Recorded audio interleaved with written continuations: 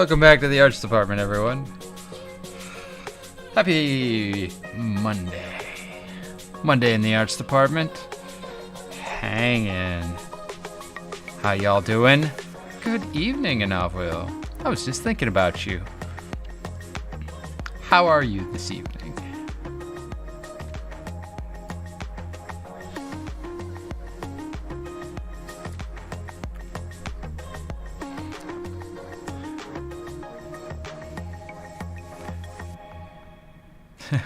Oh, yeah?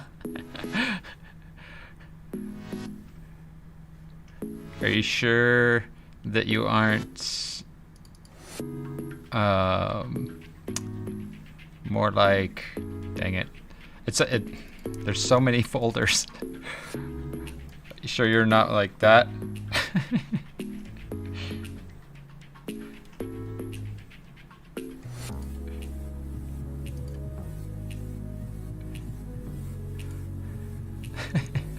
Yeah, me too. I actually, I completely overslept on Saturday. So last night when I went to go to bed, I just could not fall asleep. Like, at all.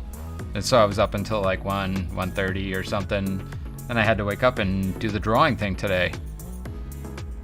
Oof, 3 hours. Damn, I hope that was for a good reason. Like parties or, you know, good stuff.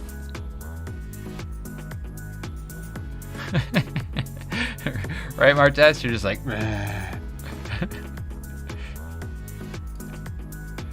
I'm just gonna leave him up there while I frantically search for the drawing that we're supposed to be working on today.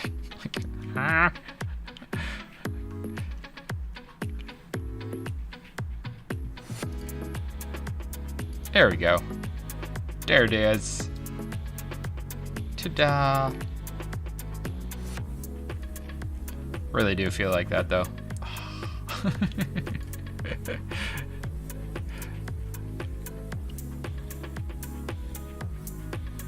Oh, that's brutal. I don't think I've ever had insomnia that kept me up until 7 a.m. Usually at the wee hours at like 4 a.m. I'll fall asleep. Or it's the opposite, where I'll fall asleep early. Or no, I'll have a hard time falling asleep, and then I'll wake up at like 3 or 4, and then I stay awake until like 6, and then I fall asleep for like an hour. And then I'm like, I might as well just get up already. Who am I fooling? Arthurgus. Art. What do I call you? Arthur? Arthur. I'm guessing Arthur, right?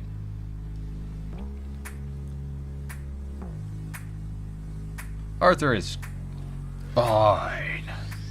Word. How's your day going, my friend? Happy Monday. There we are.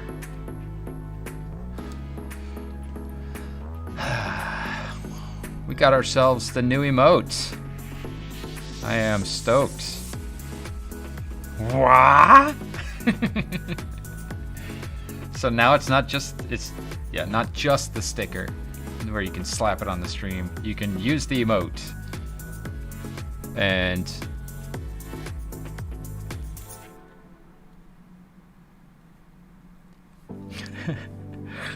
Martez coming in hard. No. Calling you Gus. There's a thing I'm missing and I don't know where it is. Evening, Crispies. How you doing? Good to see ya. I've seen you for a bit. There's a new emote for you to use there, buddy. Thanks to Uncanny Pally, as we call him. All you subscribed people. If you're subscribed, you get that emote.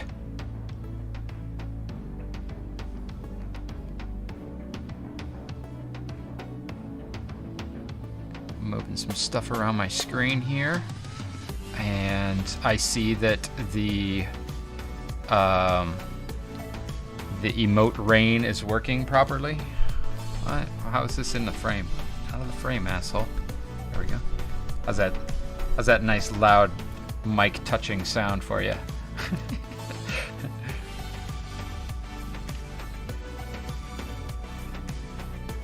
just adjusting my headphone volume so that I can hear my voice. Even I like to listen to the smooth sounds of the art's voice.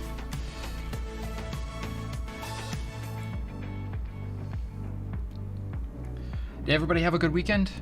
I would say I had a good weekend.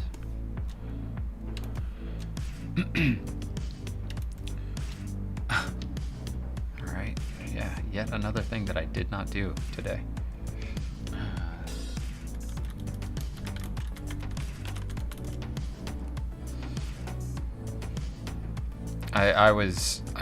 There was a ton of revisions on the latest project for work, like just hustling to get the stuff done, and I forgot that I was gonna look up more octopus tentacles and see if there was like a variety or if they only came in kind of one kind of shape, and if maybe I could find a shorthand for them that was interesting. But alas, work called.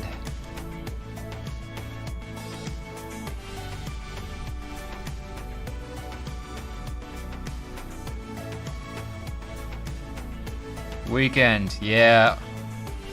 Arthur, I understand, man. Working among other things. I was actually just chatting with Cryomera about that today on Discord. She was like, "You are constantly doing things." And I was like, "Yeah, that's the vibe, right? Constantly do. If you constantly do, then you're never bored, right? You're like, oh yeah, I could do that project. Oh, I could do that project. Or I could do that other project. Then, you know, there's never a moment where you're like, you know what? I don't know what to do with myself. Generally, it's more like, man, I sure should catch up on the past 5 years of television shows that I've missed.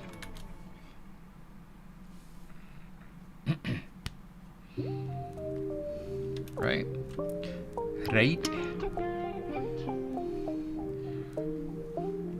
Yeah, it's interesting. I feel like, just in general though, like, you look at, like Inovio, she's always working on something. Or working on leveling that WoW character, from what I can tell.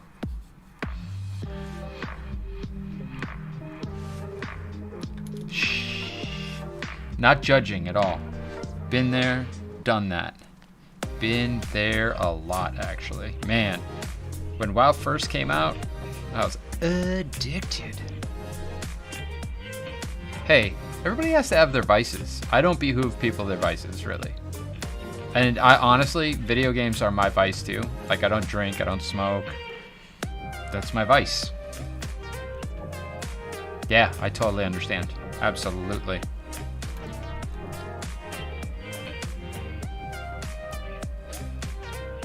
I play video games when I've just had like way too like too many like weeks in a row of nothing but work, right? So like working, and then in the evenings working on projects, and then like the only time that I ever have off is like D&D time, where then like I'm done with D&D and I'm like, okay, well, back to the projects, you know?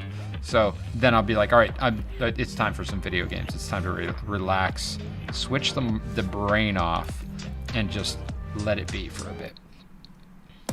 And then, you know, then I get like an expansion comes out and I'm like, ooh, and then I like set things on the side for a little bit and give it a little bit more space in my life. So I feels ya.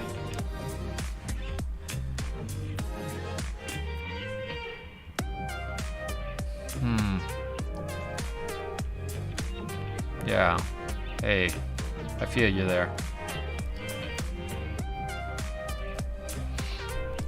That's rough. I mean,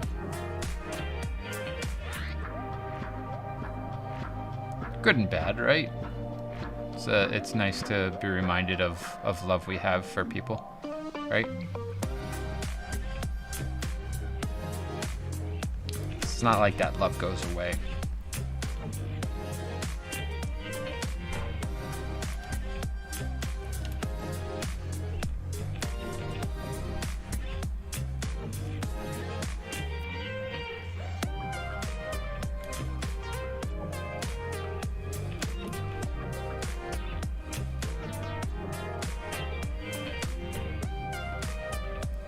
I think that's actually kind of neat because it's like, I mean, you know, there's the saying, the ghost in the machine, and I think that really is kind of a ghost in the machine kind of thing. I think it's really cool. Touching is what I would say.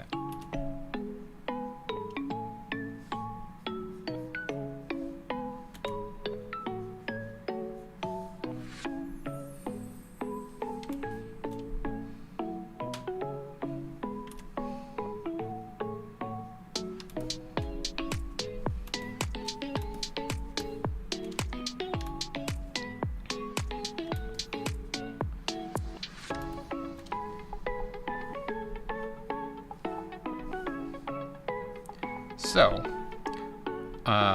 continuing on with all this business, I'm going to do a lot of little adjustments tonight on this thing, as well as, you know, the business of figuring out what the suckers look like.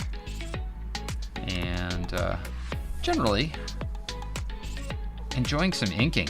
It's really nice to be working just like direct, right? Not painting anything, not like scrubbing, just like, this is the line, and I like it.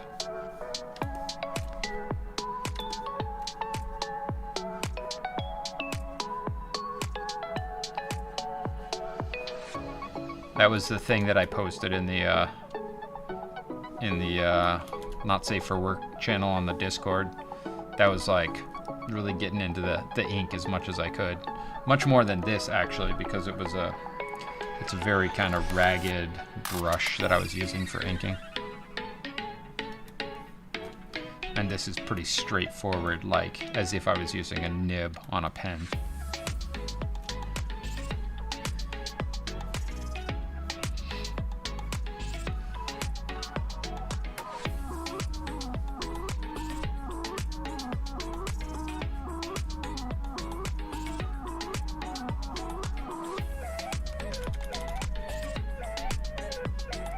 So, it's going to be a slow process, but we'll get through it. And then we'll decide on some colors. I am excited about that. I think this is coming together nicely. So last night we tried to play 7 Days to Die? Yeah, 7 Days to Die. And not as much shenanigans as I had hoped. So hopefully next week we'll get some more people in on our Sunday thing, and we can have a big crew in among us that laughs and has a good time.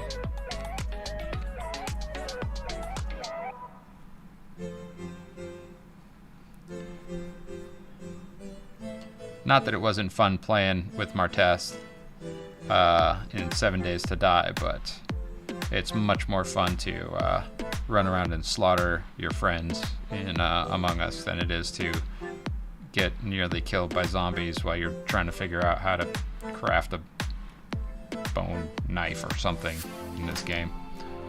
So, not completely writing off 7 Days to Die, but I'm not positive that it's my kind of jam.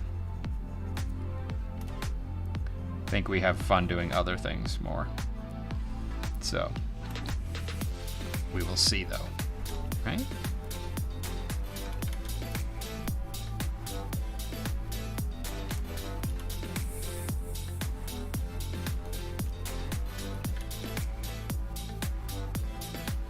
That is all good, Arthur. There is always next week. Oh, Vil Farrell. Hey, buddy.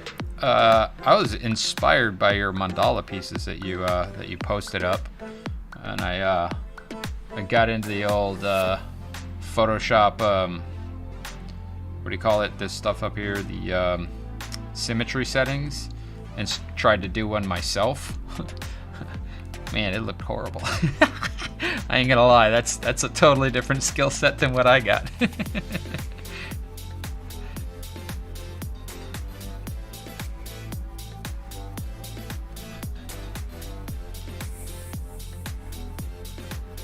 No, it was fun for sure. I had a good time, but it was a different type of fun than the shenanigans of running around. Oh, you mean the son of Overly Kilt? Yeah, that wasn't Diego's son. That was Overly's son. Yeah, that was absolutely hilarious. Calling out his pops.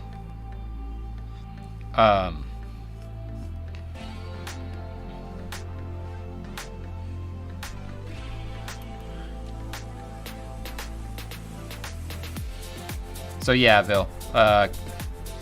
The whole doing the mandala thing is definitely that's definitely some design chops that I ain't got right now. It's like thinking in like 8 quadrants at once, you know. Like how do you make this thing look cool and cohesive? So props to you, buddy, for making badass designs with mandalas. Mandala.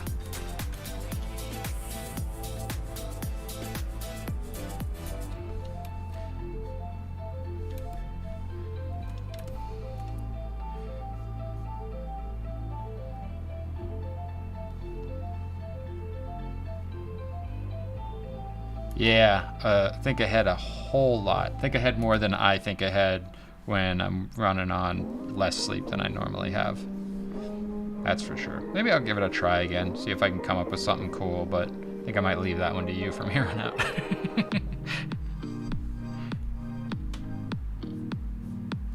Just waiting to announce big things, huh, buddy?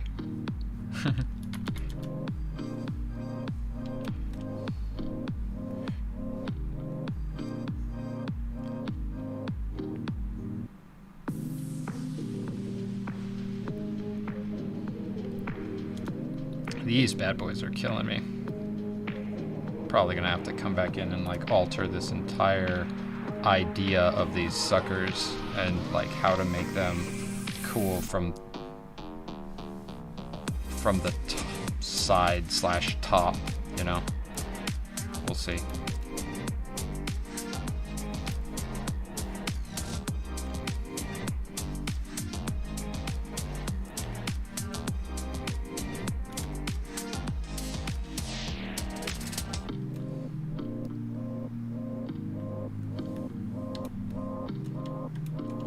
Those aren't bad. Those aren't bad because you have an indication of where the light source is, right? A little bit of indication in there. Those ones wouldn't really have it, so it just gets into graphic design.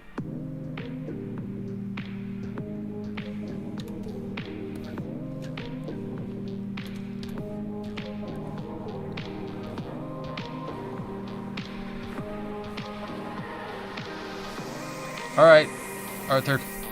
Appreciate the lurk, buddy. Have fun reading.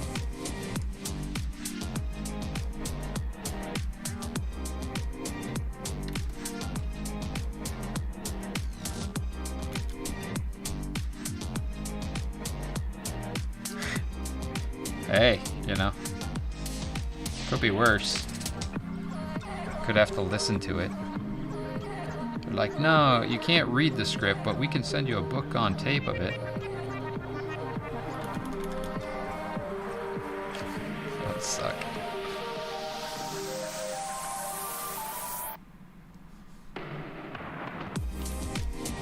That's...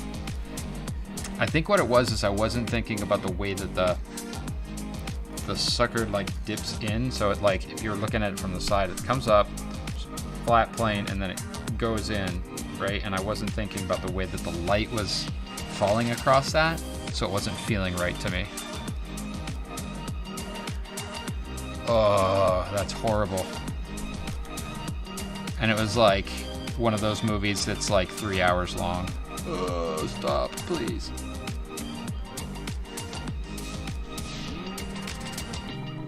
I'm gonna take this one out because it's too even. That space and that space. This space. This space and this space were very even. Just like this space and this space are very even. So I want to break up those shapes a little bit. And do that by having some straights and stuff in shapes that shift the profile of them, right?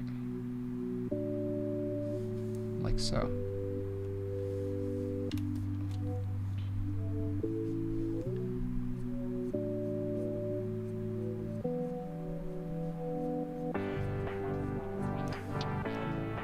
So how many of you wonderful people have played the Baldur's Gate 3 early access demo stuff?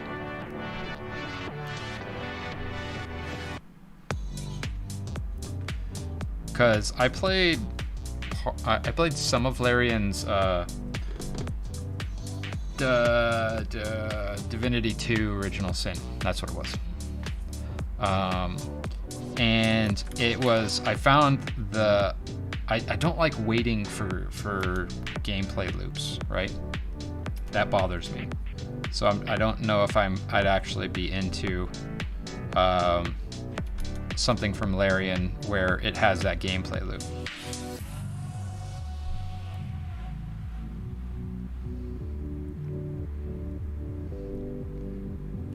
I know that Analvio, you played Divinity 2 quite a bit, did you not? I feel like I saw you playing that on Steam like days and days and days. So, so you like that gameplay loop, the pause or the turn-based stuff?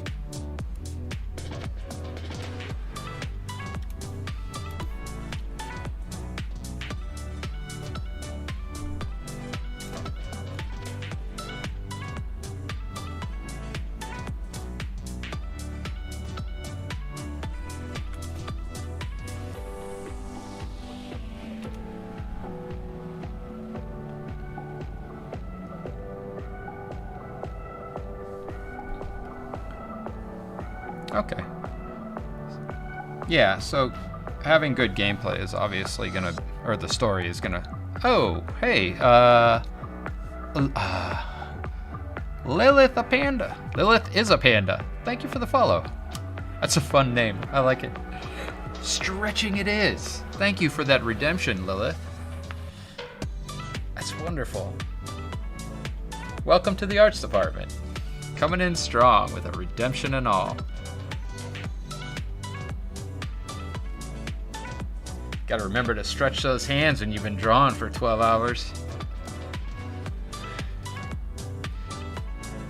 I have this tool around here where you like put your hands in it, and it has like, it's like rubber and it has holes for every finger, and you can do it like that, and it helps with the back of the hand too. Obviously I use it frequently because I know right where it's at. All right. Thank you for that redemption, Lilith. Appreciate that. If you'd like, there is a Discord. You can join us there for after-hours shenanigans, reviews of work, crits, all that fun stuff.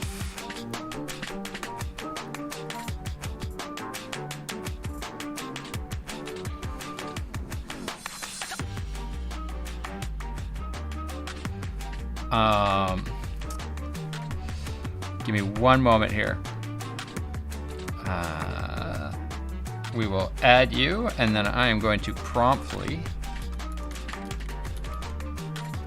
post something for somebody who has a conundrum, actually. That's for Sarah Oz. She's asking why Daniel and I are streaming at the same time. Because we're BFFs.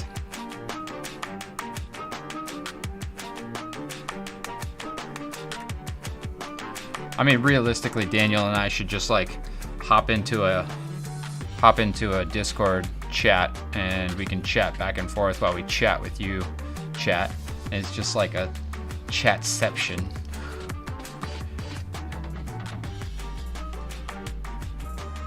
Drink water. I is drinking water. I drink lots of water. See? Look at it. I filled it right before I started. The funny thing is when people redeem that, I'm like, are my lips chapped? Why are people... I don't understand. So, you know.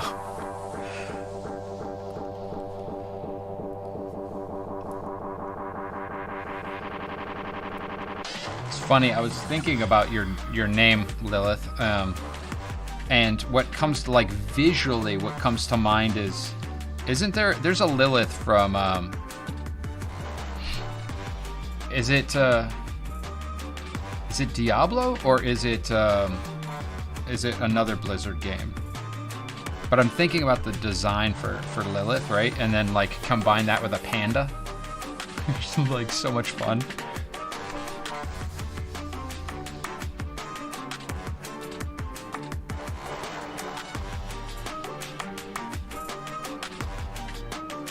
Lilith, also, you're a follower, so down in the About section, you can find the stream avatars, and you can configure your stream avatar over there, that little guy walking around back and forth, to be exactly what you want.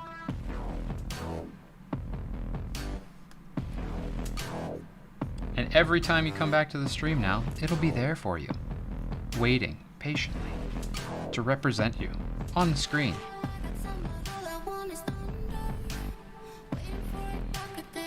Hello, lyrics. Keep forgetting this song has lyrics. I thought I took it off the playlist. It's not bad, right?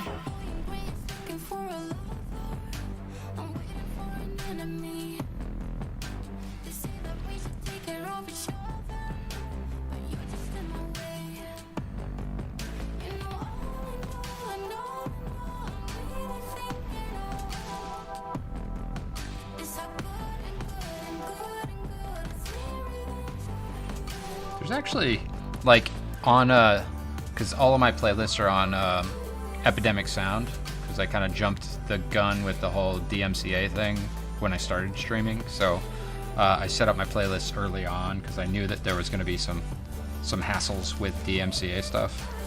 That's the one thing I did get from working in a recording studio, is an understanding of just how serious that stuff is.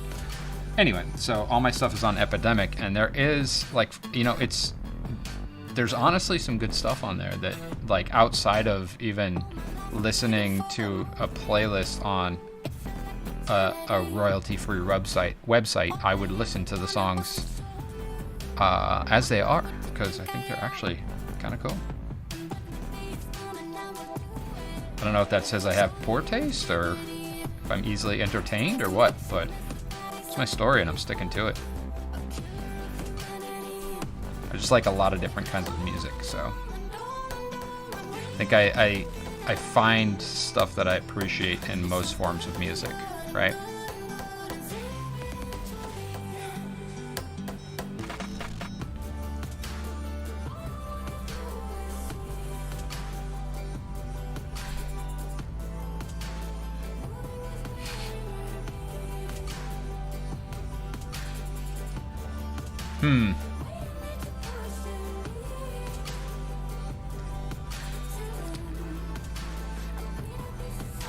I'm gonna have to adjust that Streamlabs thing so that it actually allows for multiple of the same emote to rain down.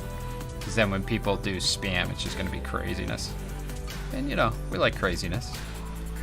No need to be normal. Hello, Rick. Welcome to the arts department, my friend. Nice to see you. Happy Monday. How was your weekend, my friend?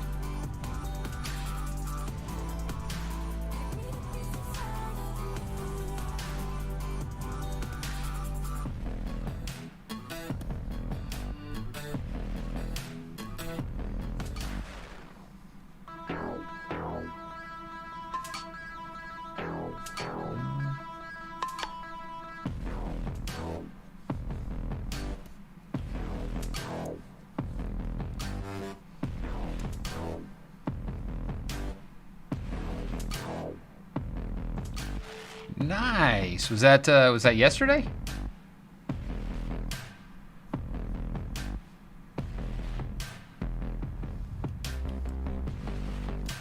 D&D. We like D&D.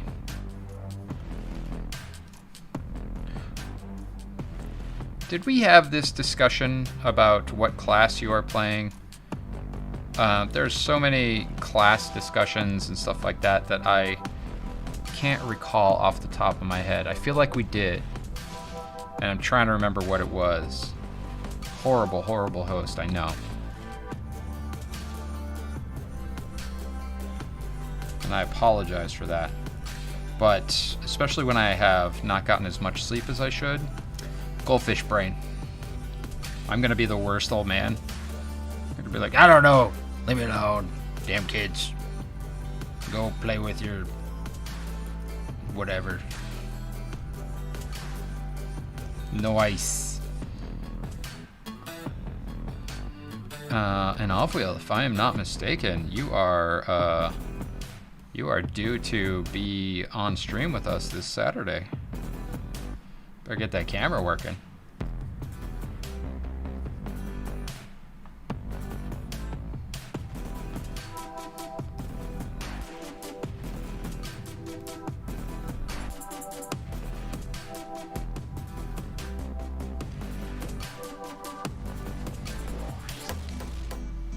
Stream Elements is not doing its job, but I will do it for it. If any of you are new here and have yet to check out all of the other things that I do, there's all the links are there. You can find Instagram, YouTube, ArtStation, reference materials, merch, all that stuff at those links. So, yeah, how does I think the last time I did an 8.5 hour session was quite some time ago, I want to say. If Vilfarel's still here, he can back me up on this, but I'm pretty sure that the last time we did an 8.5 hour session was the first time that I played with everybody, which was a long time ago, a year and a half ago maybe.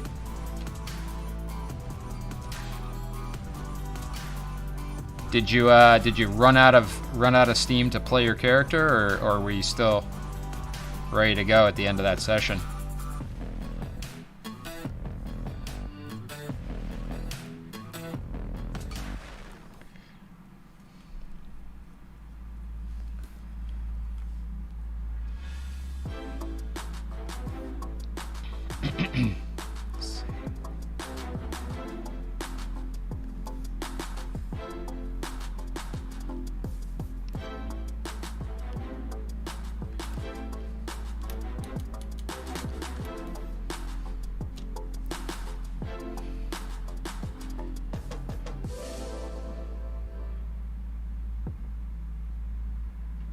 Yeah, they are much easier in person. I think we were actually just talking about this after the stream on Saturday.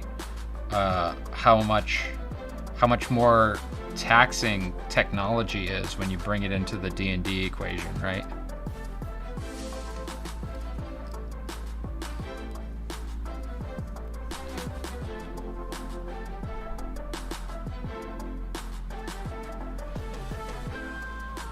I miss in-person D&D. Nothing beats that camaraderie, man.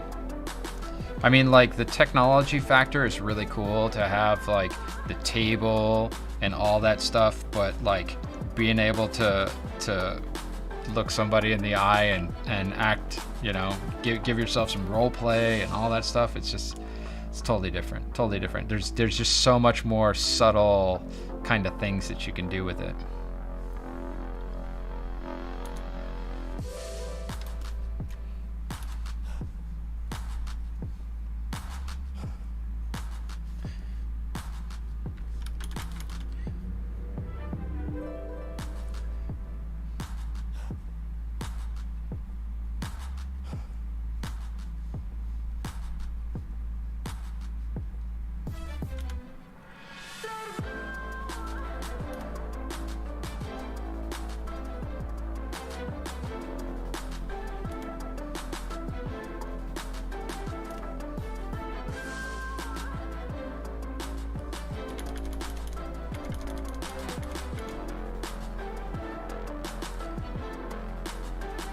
We'll get back to it. I have faith. I have faith.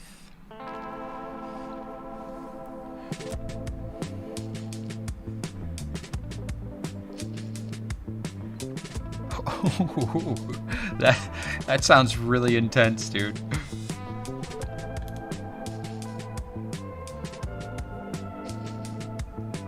I mean, we've all been there before, obviously. So, you know.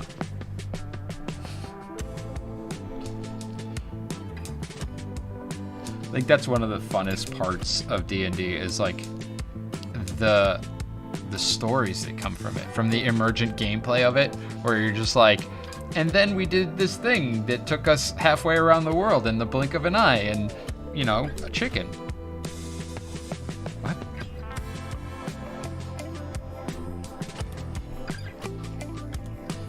I don't like that, so I'll take that out. And I'm gonna do this thing where it's kind of facing camera. Like this one here. But you still get a little bit of shadow on it, right?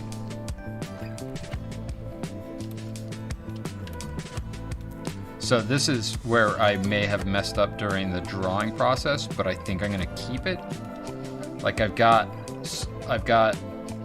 didn't think about this beforehand, but I have the suckers on the tentacles and the spines on the tentacles when I probably should have had spines coming off of this side of the tentacles and suckers only on the outside of the tentacles. But I like the profile that it gives, right? The silhouette, having the tentacles on, or the spines on the sucker side too. Could say that they like, when the sucker attaches, like they come out and then like attach into whatever it's gripping on. How about that? Yeah, we figured it out. We're smart like that.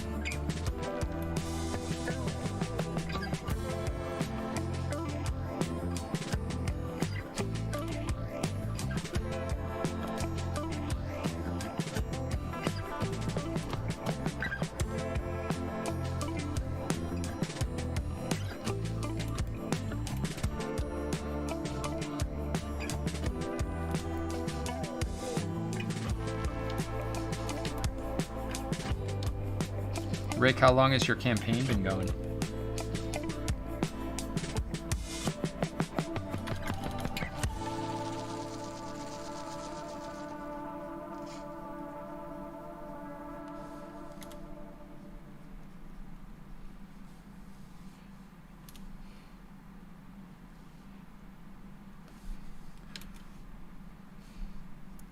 Just putting in some shadows off of things to kind of keep that the idea that there's an overhead light source going, right? What? Is that the end of the playlist? Oh, it's so short. Well, let's switch to this one, shall we?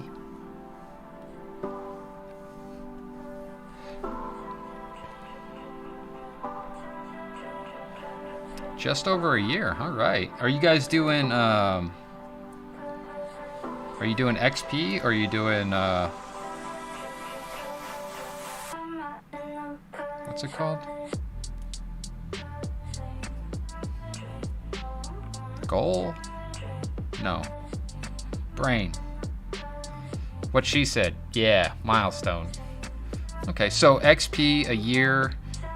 Okay, I was about to say you're probably around 12 or something like that, right? That's cool. Kicking the ass, dude. You guys are just coming into like the super, like where you start to feel a little OP, right? Right, Phil? that's when it happens, right around level 12, not before 12, right?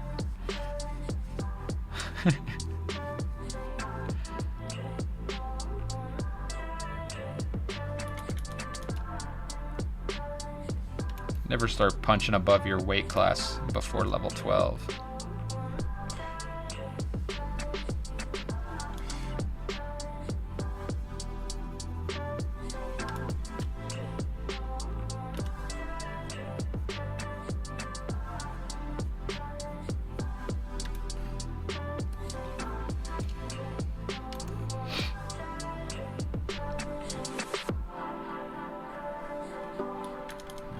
It's going to be coming right at camera too.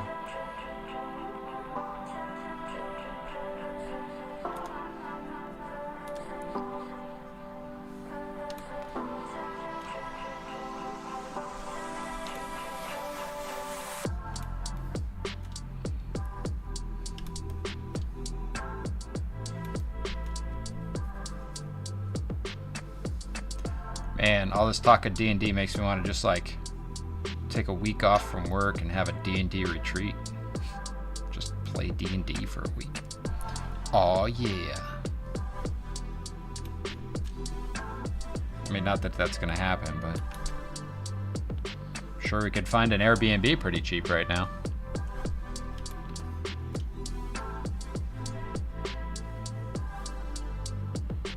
I am not sold on this part either, so let's break up some of these lines a little bit so they're not super even.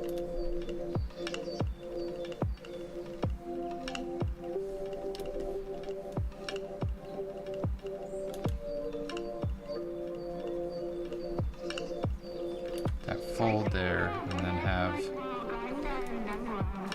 just some kind of flicks indicate folds, so it's not such a solid shape, right?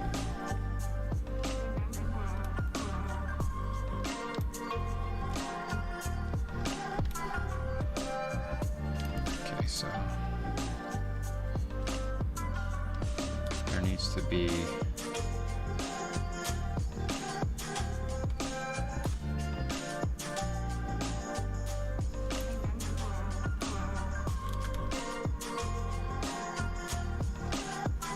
first, I basically erase out where the sucker is on that side, and then shade back in where the shadow's going to be. I think it works. It's feeling very kind of, I would say kind of comic book illustration, just because of the dynamism of the lines, right? Dynamism? Is that a word? Dynamism of lines? Sure, why not? I'm going with it.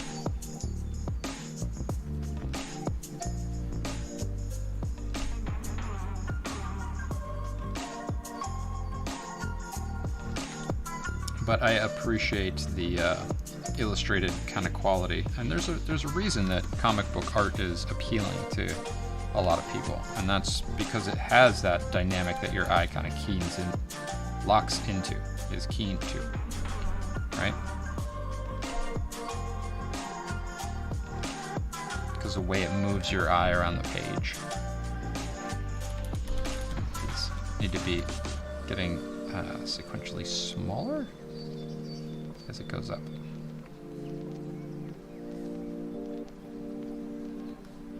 Like so. Alright, there's a lot of angles and kind of flicks and swashbuckling to the lines that help to make it really fun to look at. So that's what we're going with. Because yes, we like that stuff.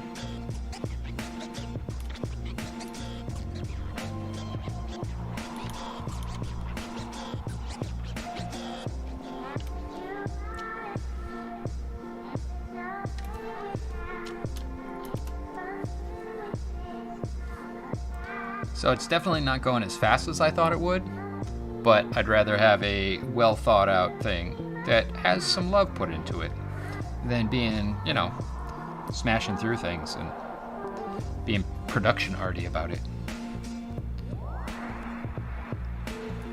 Looking at line thicknesses, just trying to figure out where I'm gonna need more kind of oomph in the line.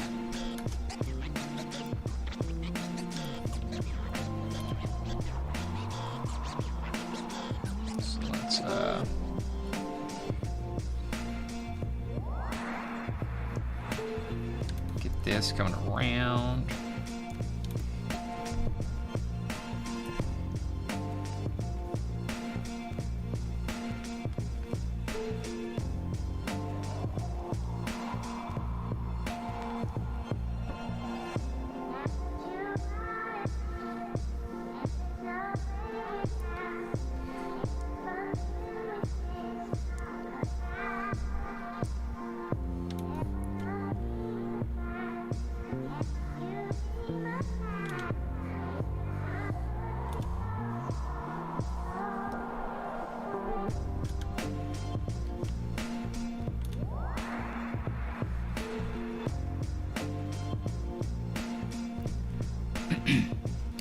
Drink of the water. Hydrate, friends. It's good for you.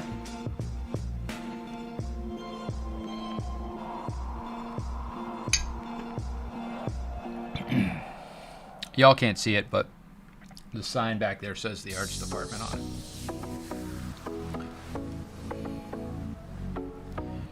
And it lights up. It's fun. But I got that shallow depth of field on my lens, so kind of pointless, really. But, you know, thought that counts. Maybe I'll put it into an intro video at some point.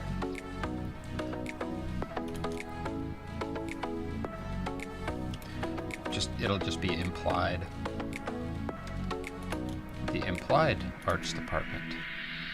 What is the implication, though?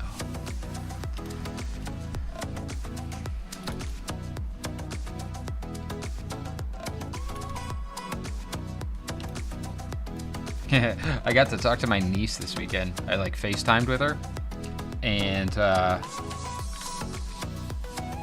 like her mom was there, and I was talking with my niece, and I'm like, oh yeah, I thought about you when I was playing this game, Genshin Impact, because she really liked Breath of the Wild, because I got her a Switch for Christmas when it first came out, and I got her Breath of the Wild because I figured that was like kind of, you know, Zelda was my introduction to Nintendo, and I wanted it to be hers, right? So got her that for Christmas one year, right?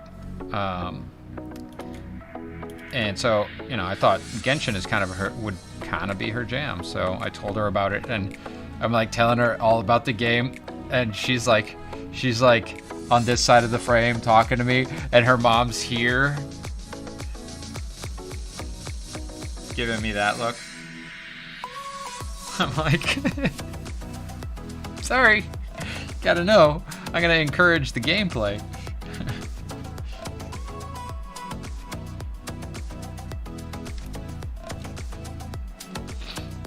Yeah, you know, bad uncle. What are you gonna do?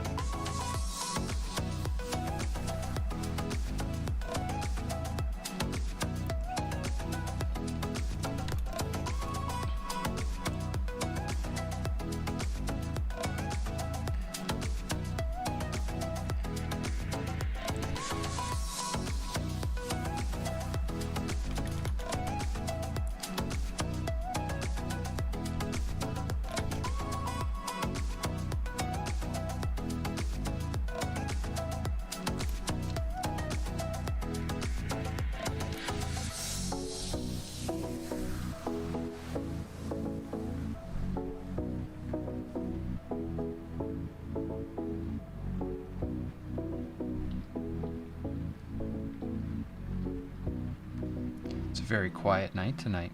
Everybody is engaged. Otherwise engaged. I can appreciate that. We're all just kind of hanging out and working.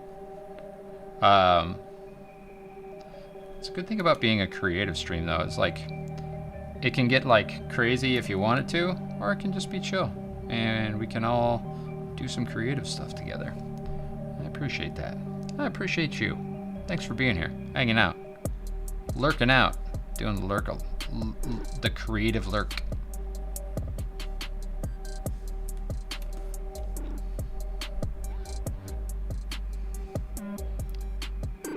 Especially you and Avil, running on 3 hours of sleep. You're awesome.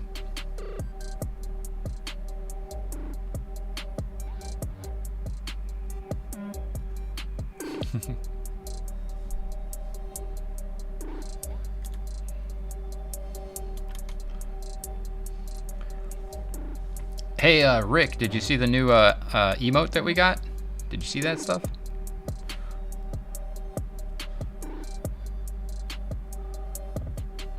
Oh yeah. What? Ah, that's good.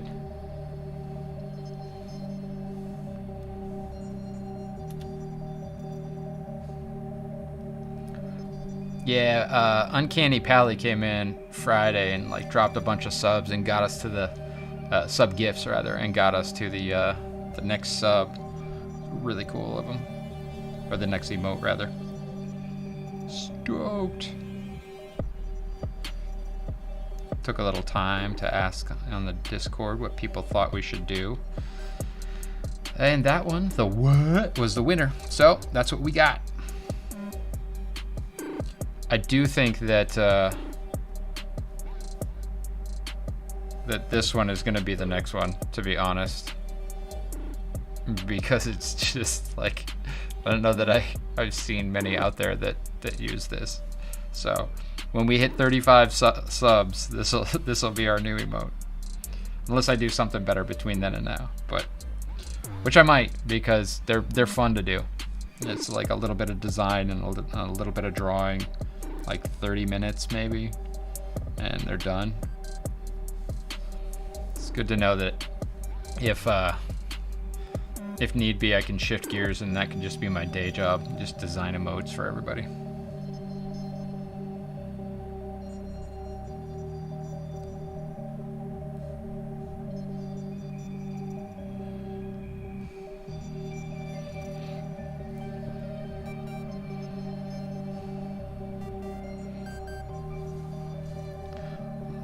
Very nice.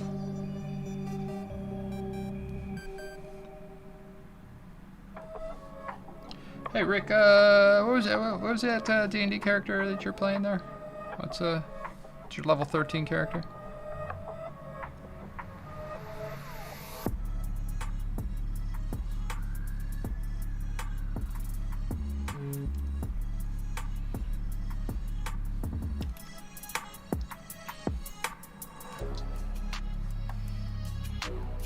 Oh yeah, Wild Surge Barbarian. So like a wait, Wild Surge. So it's like Rage, but like double Rage Barbarian.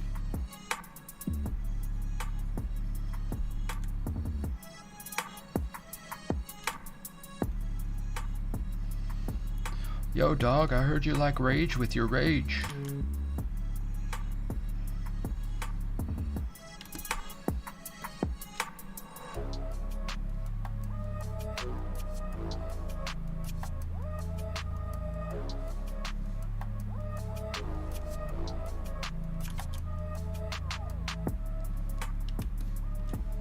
Okay.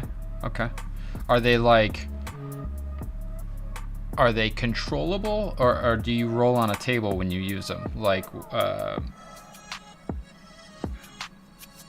the wow, my words today, man.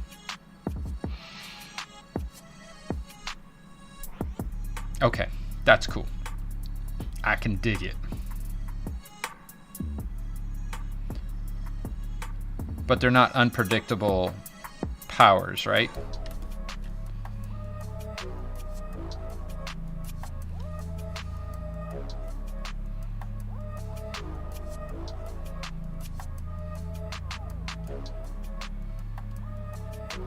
Oh, okay. It is random. Cool. Man, I really like that gameplay mechanic. I gotta be honest. One of the people in our campaign, Pain, she's Wild Surge, and it's always so much fun. So much fun. Just let the hilarity ensue, right?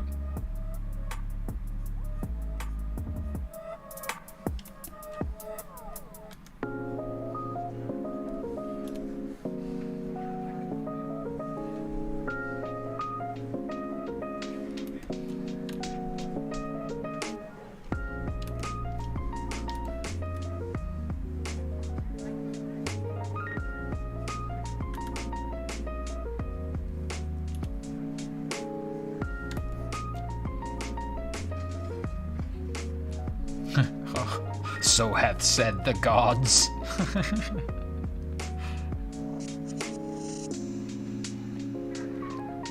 In case people don't know, Vil Farrell is our DM, our wonderful, talented, amazing,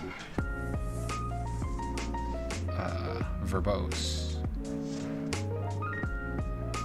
DM.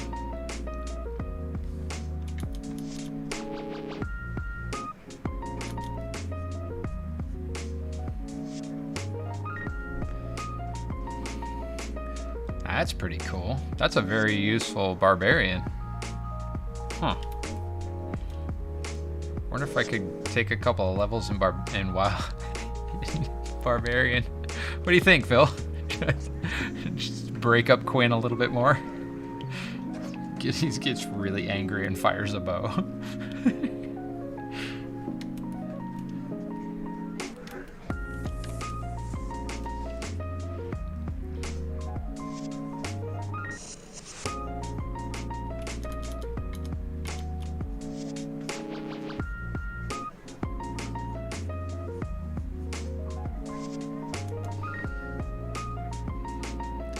So I'm having to go in and adjust these little things now because I did mess up on the initial design and didn't think about it enough.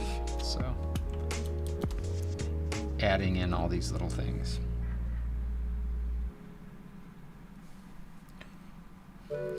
Why not? You know, what's 4 classes with one dude? No, I'm pretty sure that I'm keeping what I'm at because my dip otherwise would take away. There's something at the high level ranger that I wanted. So I'm not going any further with anyone else. It's strictly ranger from here on out. And people are like, rangers are useless. Why would you want anything high level for a ranger? But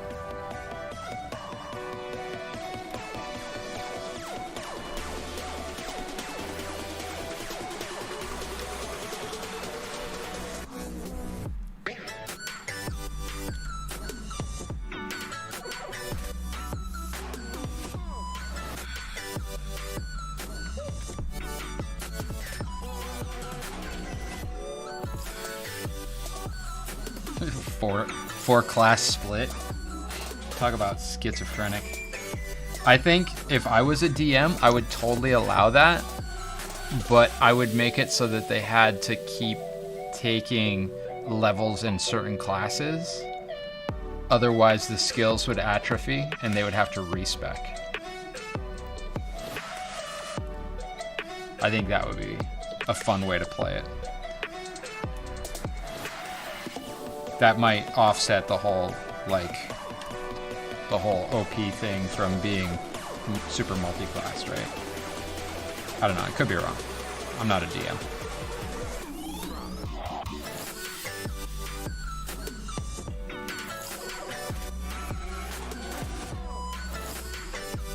Sweet. I mean, does that mean that when we hit 20 we retire, or does that mean when we hit 20 that we like drink a potion and become a gods?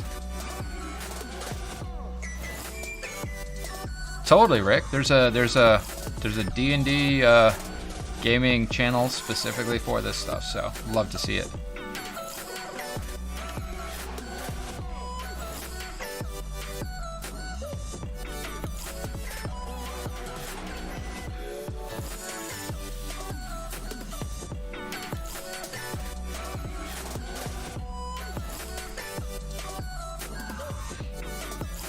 I always like to say that my channel is equal parts art, Dungeons and Dragons, video games, and music. Been lacking on the music, but that's just because there's so many other things to do. But one of these days I'll do a music stream, because why not, right?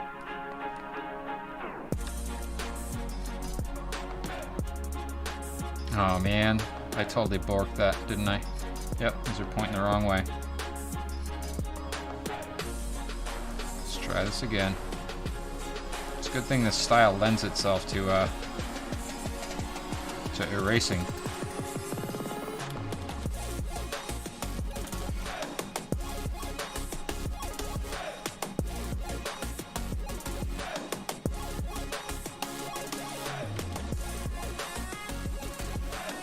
Right on.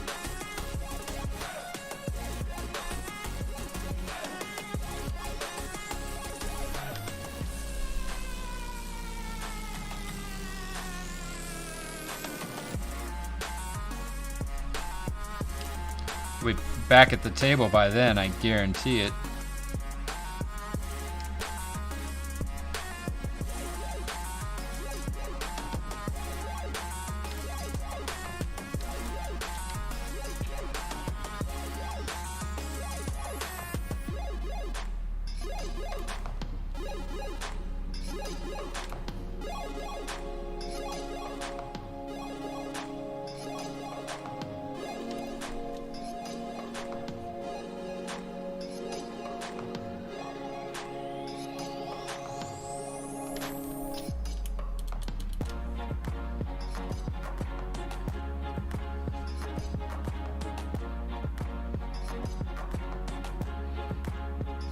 Yeah, I think those work. I actually like that.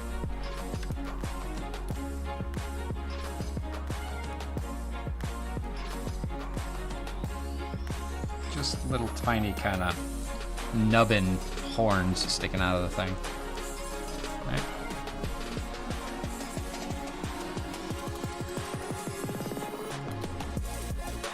Of course, this guy's wrong too.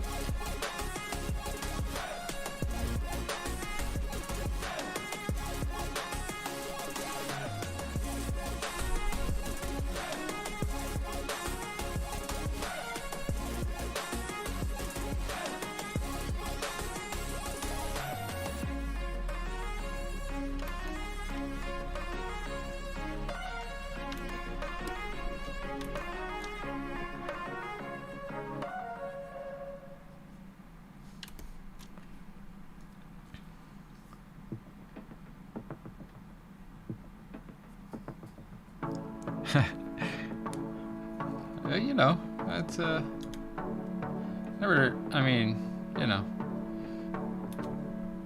Well, maybe at that point, Quinn can hire some mercenaries to do the hard work for him.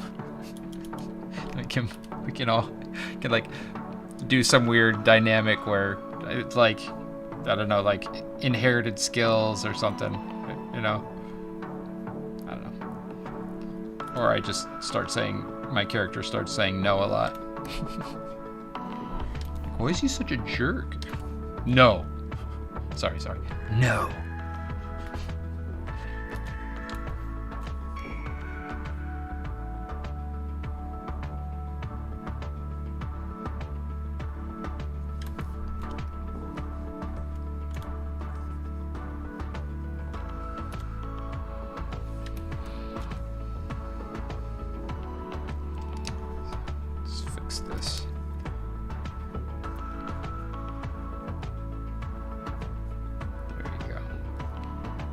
Actually got not only some thickness to it, but it's not directly facing a camera.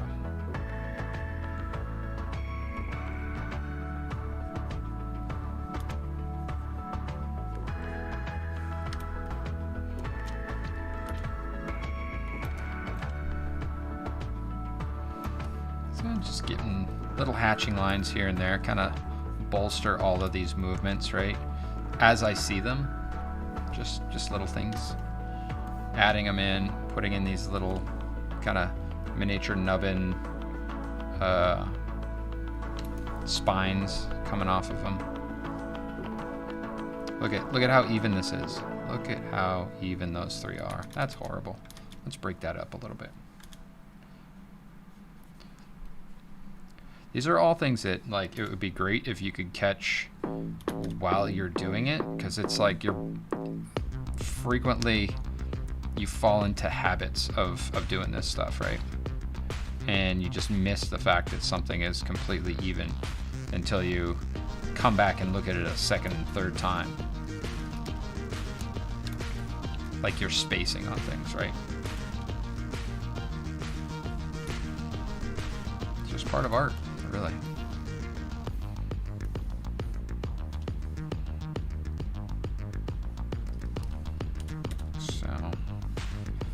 This guy needs to move down here.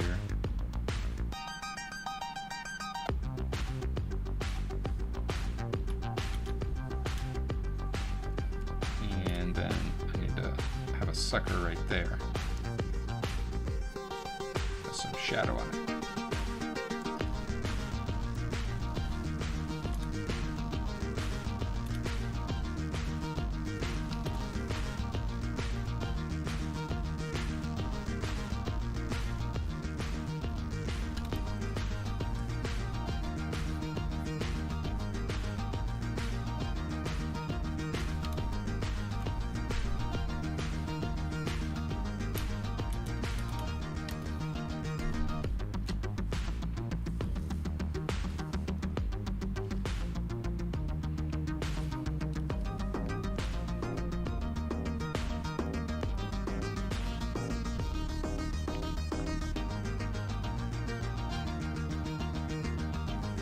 Oh, hey, what do you know?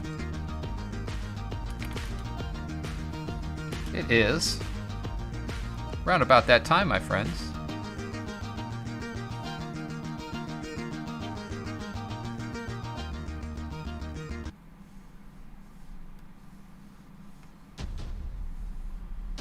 Prepare yourselves for the Battle Royale.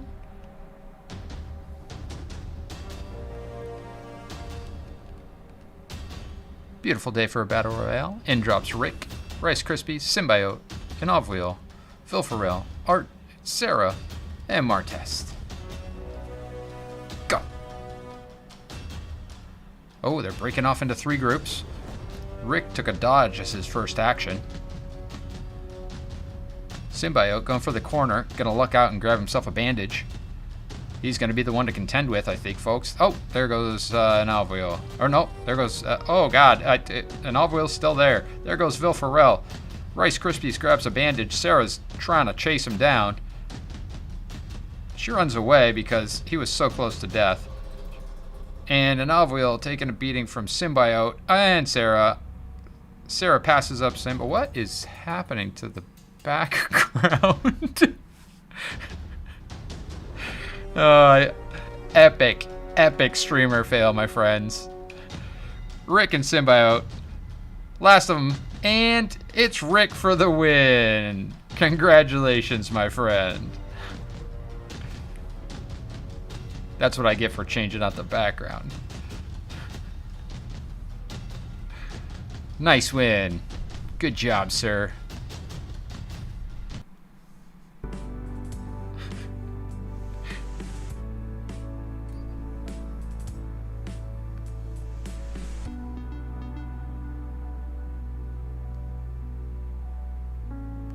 Everybody was just frozen there for a second. I thought I'd done broke it. You done broke it, son. Learn what you're doing. So I put that background and everything together myself, and apparently I did it wrong. Yeah, don't animate the background, folks, because then it just scrolls past and people are like, what?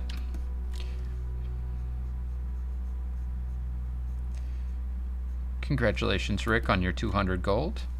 You can use that to do a multitude of things. You can duel someone. You can play roulette. You can all sorts of stuff.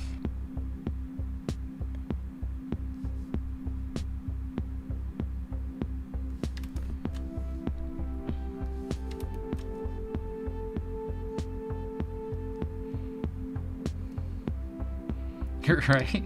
Totally did.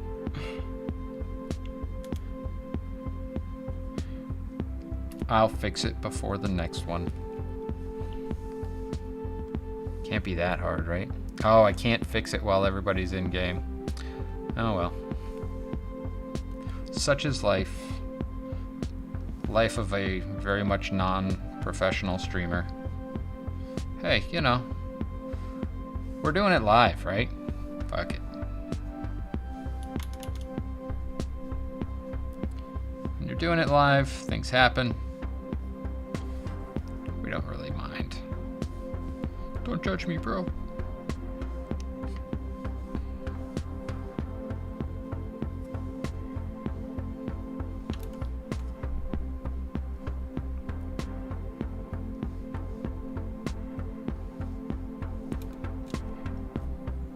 Wait a second.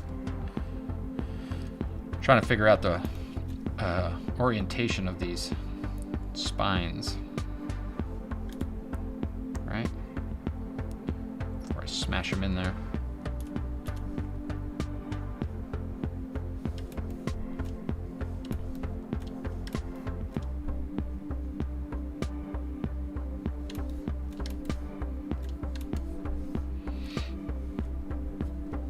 Getting there with a lot of this stuff.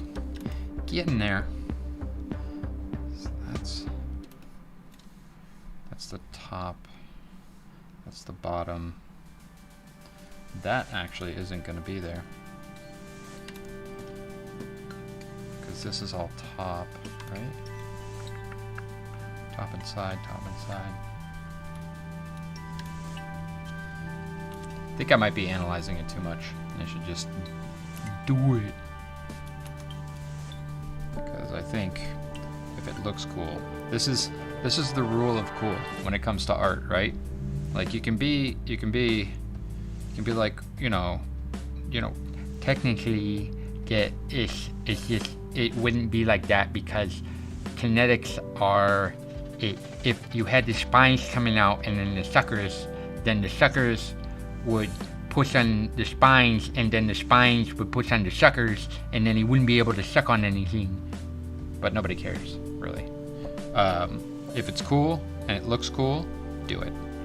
Right? It's like the people that are like, well, how do the people in World of Warcraft, how are they supposed to use that armor when their pauldrons are bigger than their head on either side and they can't see anything and they can't turn? It doesn't matter. It's a design thing. It's a design choice, and it looks cool. And I personally am super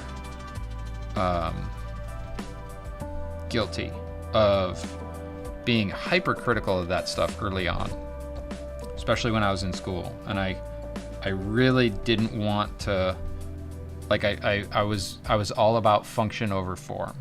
So it's very like, no, if you're doing leather armor, it's leather armor, and you have to have points where it can move at the joints, and then plates that are thicker leather on the areas that need protection, and all this stuff.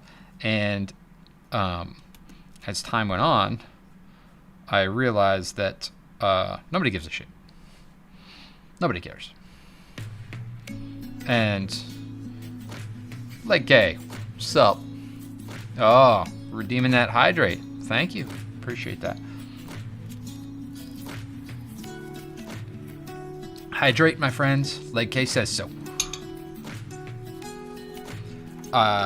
Yeah, nobody really cares about that stuff. There's a very small subsection of people that are into this kind of stuff that even bother with the fact that your leather armor is historically accurate and any of that stuff. Like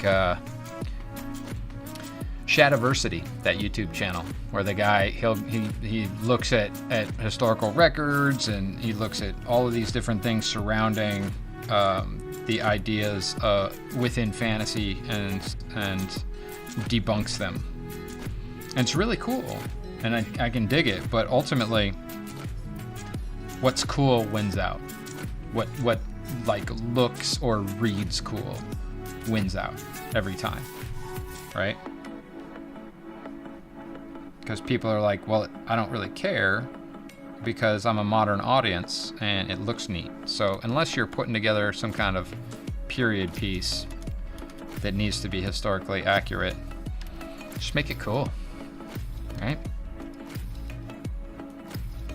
Unless somebody's looking over your shoulder and being like, no, that's not, I want to have it like specifically like this, then, think about what attracts you to what you're doing, and how do you emphasize that, right?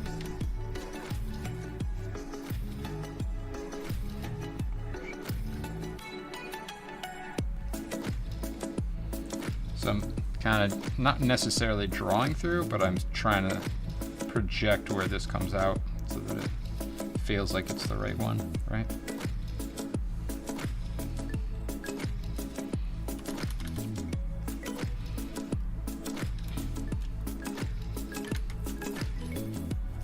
Leg K, how's your Monday going? How's your weekend?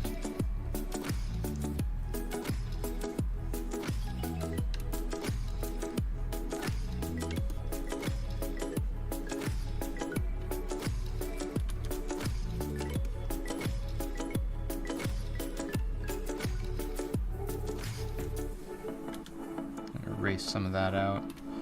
Do some straights opposed to that curve on the top, right?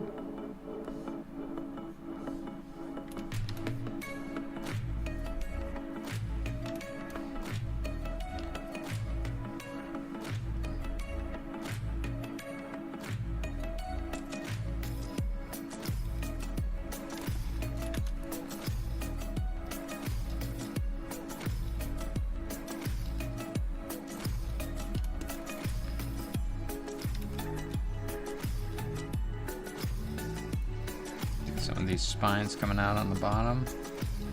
And some spines coming out on the top.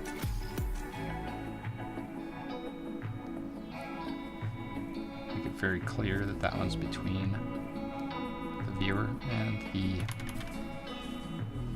other sucker. Sucker!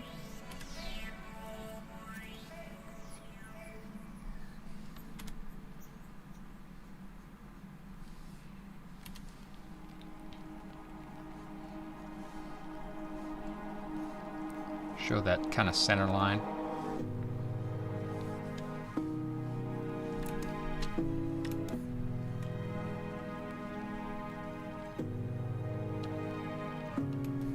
Oof, that's brutal.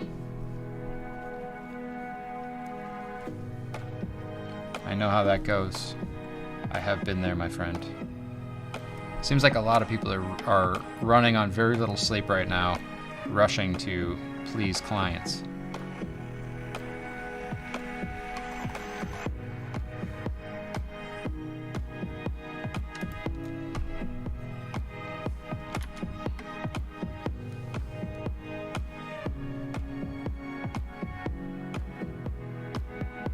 Seems like you're doing okay to me, man.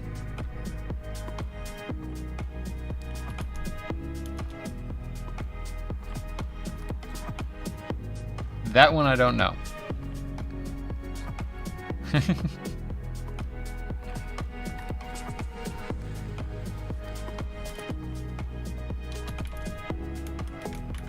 But, you know who does know? No, I thought maybe Google would know, but Google thinks it's Chinese.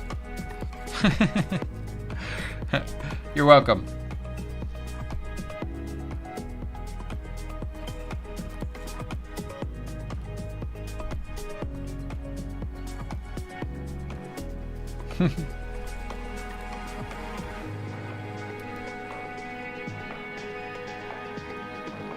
How's life in Brazil right now?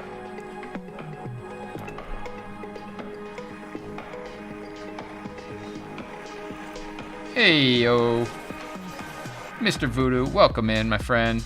Thank you for that save redemption. Good reminder. I had not saved yet. You get into the zone. There's the links for everybody. You know the drill. Discord, Instagram, all the things, all the places to follow and like.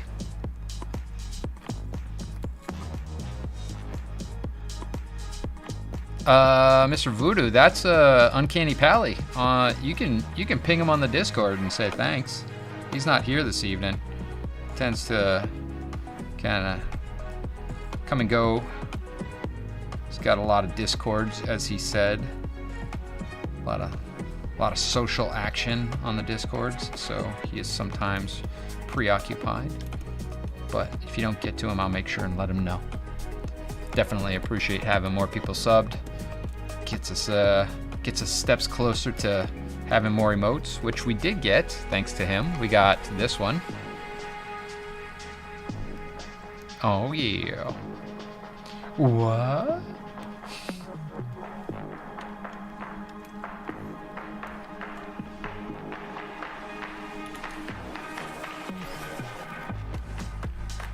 Yeah, it's always nice to be able to throw in some new emotes.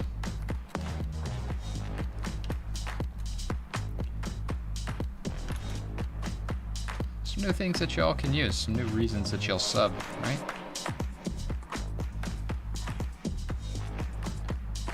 Or that you would want to sub. Tell you, that's a deciding factor for me. I wouldn't sub to Daniel if it wasn't for his awesome emotes. Don't tell him I said that, though.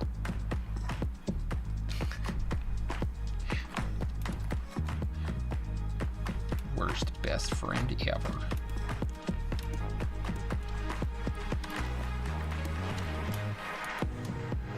Ooh, we're looking good. It's coming along, huh?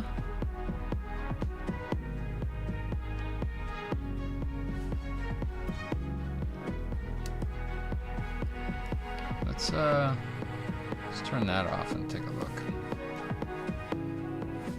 And that, Where's that?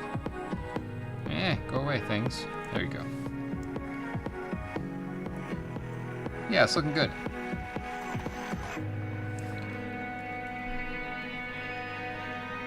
Yes.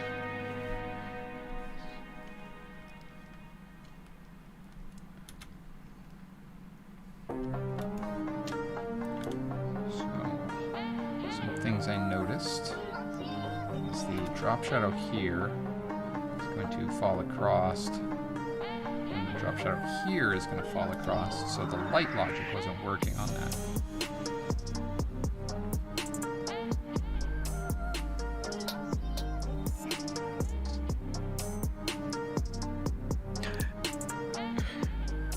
Like, okay. Yeah, I mean, that seems to be going around. That's pretty common.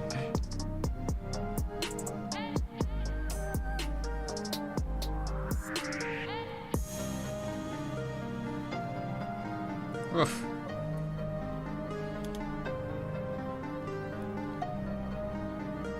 That is brutal.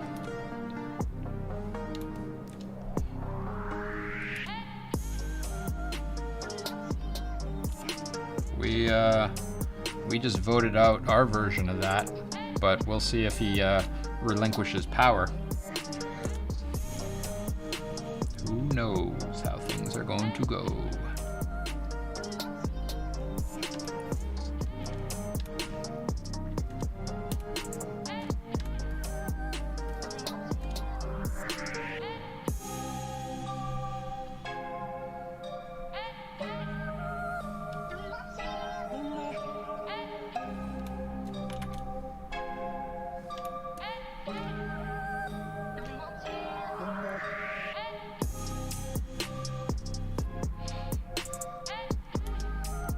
Absolutely. Absolutely. It's definitely challenging times. But hey, you know, we've got each other, and we've got art, and we've got connections, and we've got things that we can do to get through, you know? So we will. And we'll look at it all in our rear view mirror, and we'll be like, glad that's over. I have a bunch of new friends.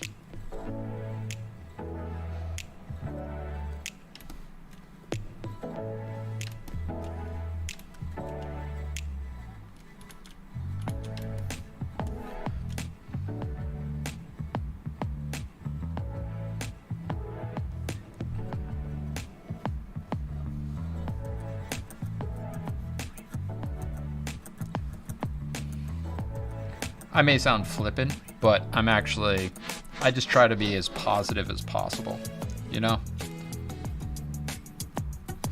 Because I feel like if I start to let it get to me, then it just kind of permeates. So I do my best to be like, yep, things are weird, but they're gonna get better. And by weird, I mean they're utter shit or something, you know, depending on where you're at. But they're gonna get better. They have to.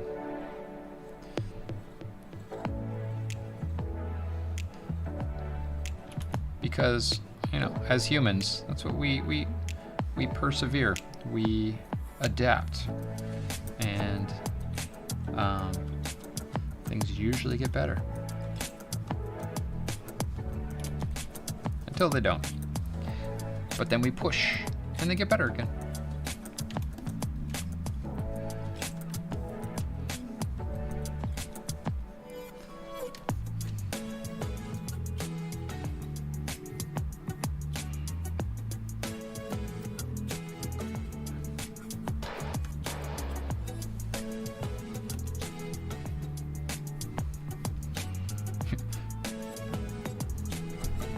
I mean, that's my story. I'm sticking to it.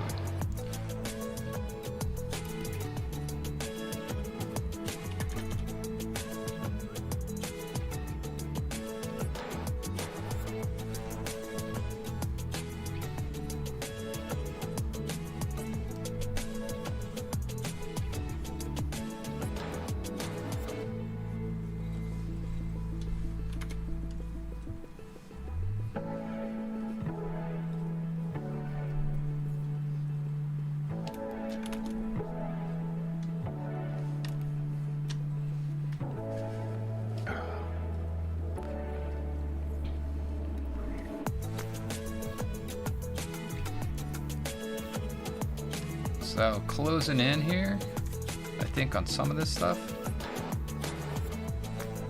I don't know if, yeah, I think we might be able to finish this out tonight. As far as the line work and everything is concerned, I don't know if we'll be able to get to the color tonight. And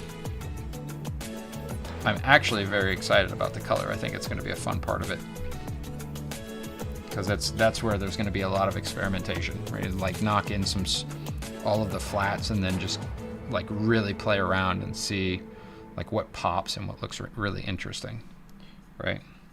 So this is fun because you get those the nice, clean, contrasty lines and edges, and you know,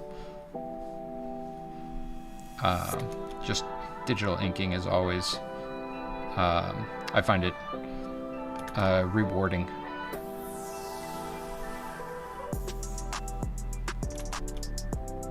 But I think the color, there's a lot of fun in that process.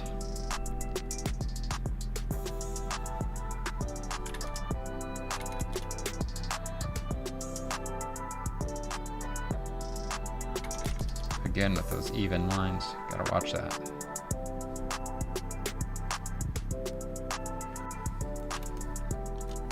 So the question is that too close to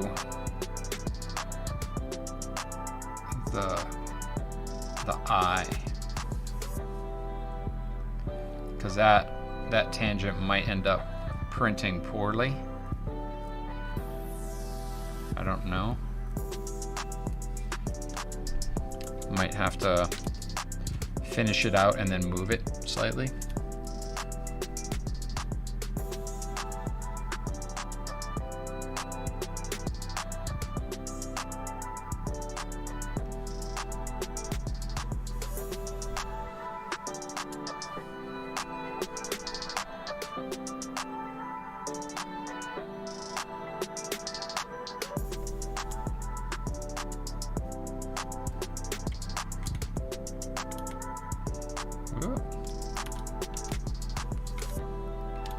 My brain is forgetting key shortcuts right now.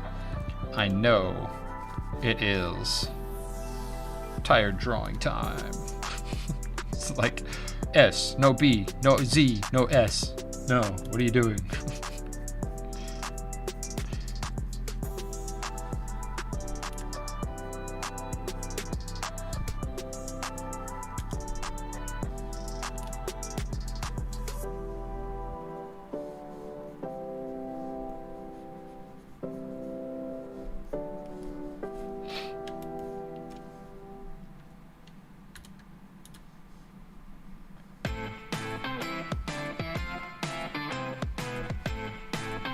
Kind of knock it in where these are going to be, so that I can see where that interior edge is.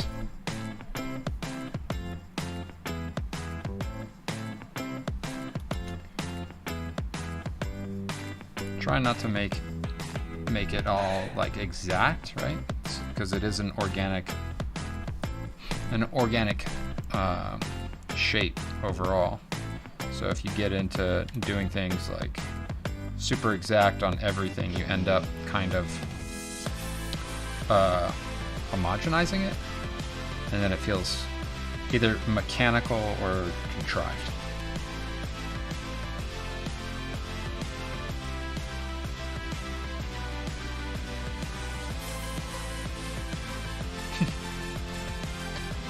Interesting. Yeah, I'm sure there's going to be plenty of that everywhere.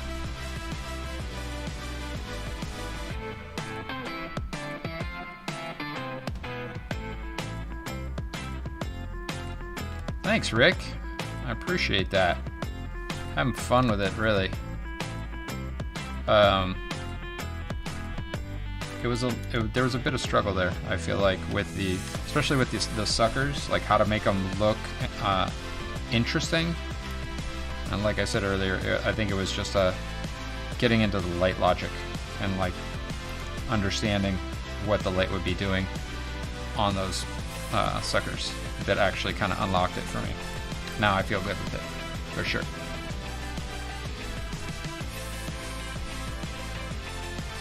And thank you very much, Rick, for the theme, dude.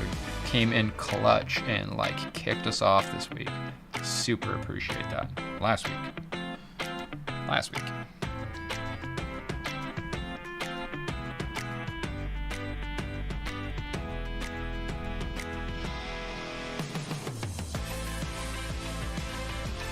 Like I said, like, you guys will get through it. I guarantee it. Okay, Leg. Thanks for dropping by. Rest well, my friend. Hopefully your clients are stoked with your delivery.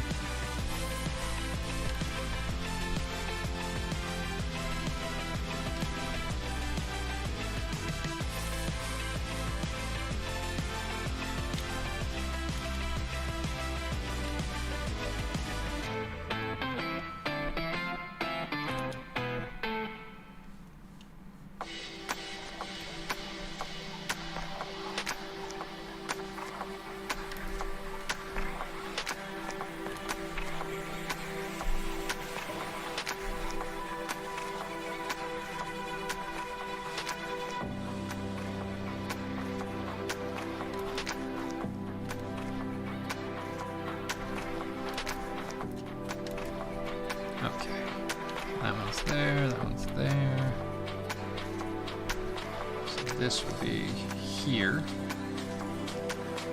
It's going to bump out a little bit, so we'll erase back into what we drew.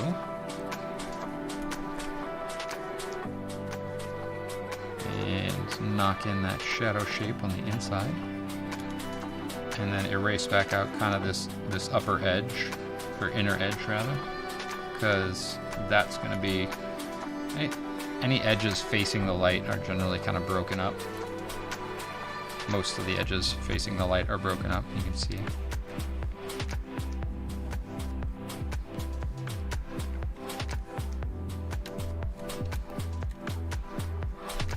And this one actually needs to be a little bit bigger, so I'm just going to transform it bigger, because I'm lazy. But because I'm not that lazy, I'm going to make sure that I adjust some of these edges so that they are still crisp. So when you transform up, it's basically making information for you, and it's not always the best, and it'll end up kind of cloudy, blurry on the edges, and nobody likes blurry edges, man. I mean, maybe you do. Maybe that's why you get drunk all the time. I kid.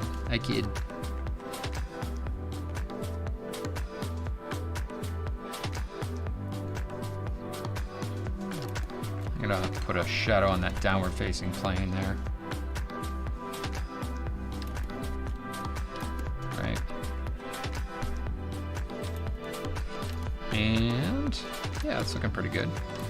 So now we can come in and get some of these additional spikes coming up, spines, grippers. Watch out for his grippers. They'll get you. That Cthulhu.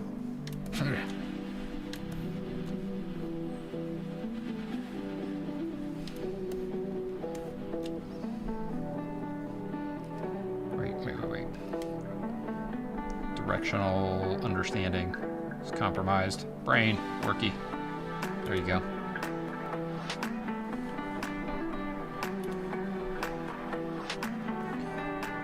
Get a shadow under there.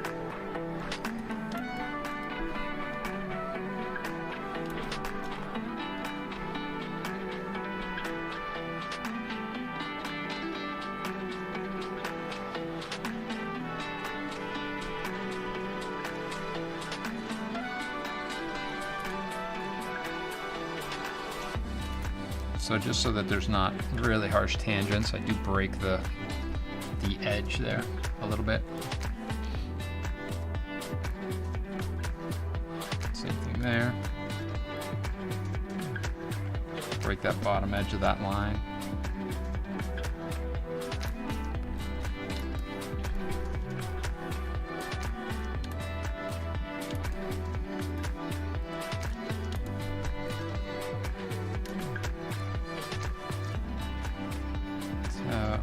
see. Gotta be careful not to put spines right where they touch two different elements, because that'll mess up the overall flow. Like your eye will get trapped in there. So make sure to one or the other. Either way far off it or way interior.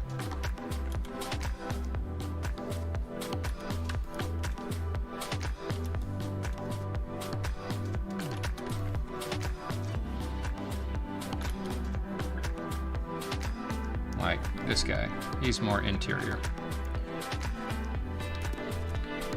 And this one, like, it's supposed to be here, but I like that tentacle, so I'm gonna leave that and move it to here, where it breaks up the shape, crossing both the sucker and the edge of the tentacle.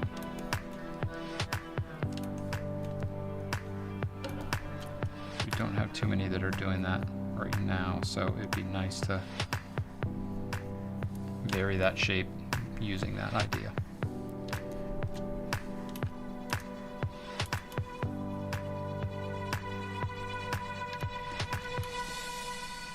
And get another one over here, smaller.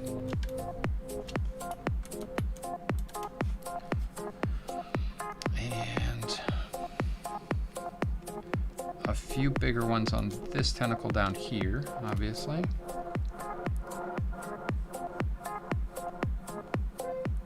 And then we'll also want to come in and add in some of those smaller kind of nubbin ones throughout. And then we can pop over and do the background area.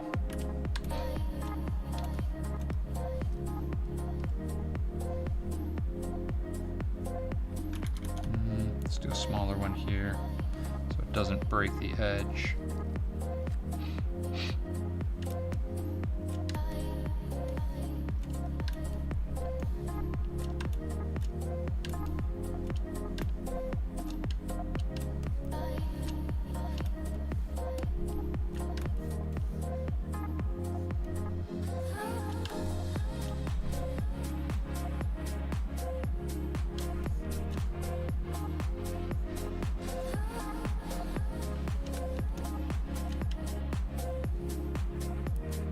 Throw a nubbin one down here.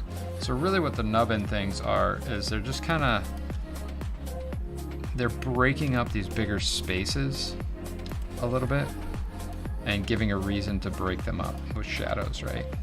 Some like darker shadow shapes inside of there so your eye has somewhere to rest. Camibo, hello. Welcome back to the arts department. Did you see? Did you see? It's a thing.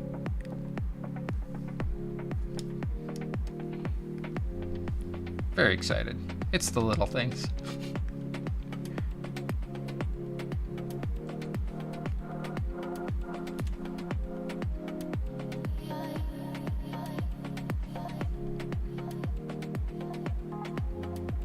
Nourished and well-groomed.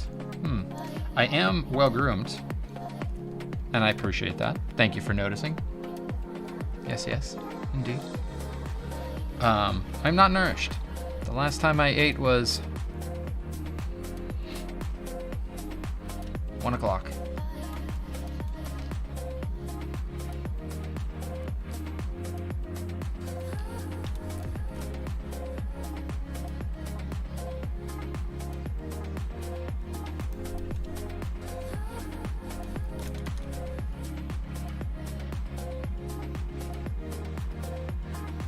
But that's okay. No need to eat all that much. When I have art to nourish me, creativity is my nourishment. It is my bread and butter and my chocolate and cheese. What?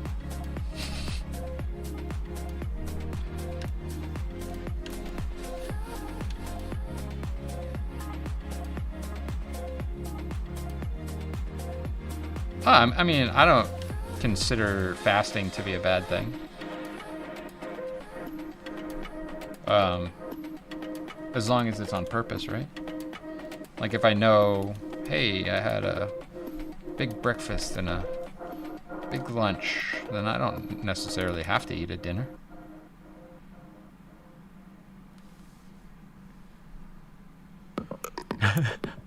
Is that what chat's gonna do? Chat's gonna have a hard time with that.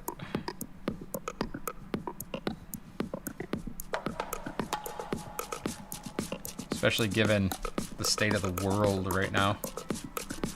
Like, hey, you wanna go on a date? Let me just put this mask on my face.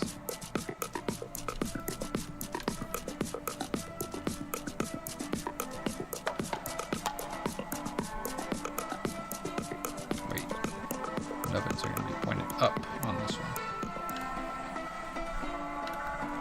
On this side, nubbins going to be pointed that way.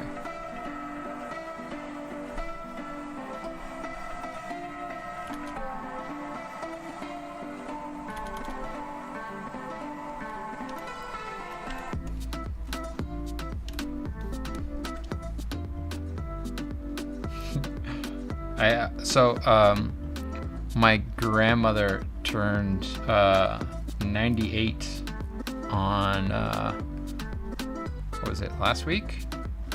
Yeah. Actually no, it was on the 1st she turned 98, and I called her to wish her a happy birthday and everything, right? Chat with her for a bit. And we're talking life, you know, work and everything, and I'm talking about my schedule.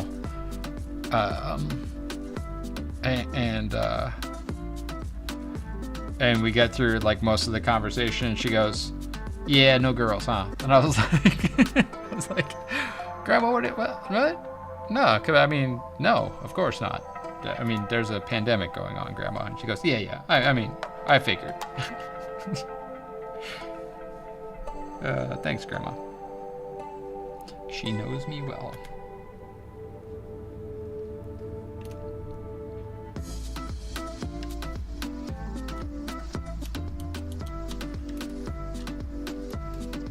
Right? Calling me out. Whereas my grandpa, before he passed away, was constantly like, "Come back to Omaha. I've got some girls for you here." 'Cause he worked in the police department there, even after he retired. And he was constantly like trying to hook me up. He's like, "Let me know when you're gonna be in town. I'll make sure that I have somebody lined up for you." I'm like, "Grandpa, I'm not going back to Omaha to go and date somebody. I'm going back to Omaha to visit you and the family and spend some time there and then leave."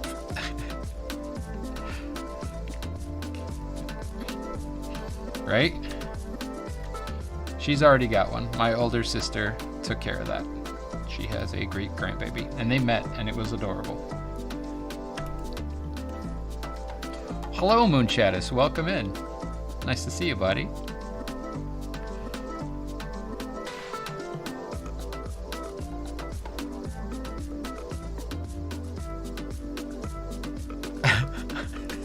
Wow.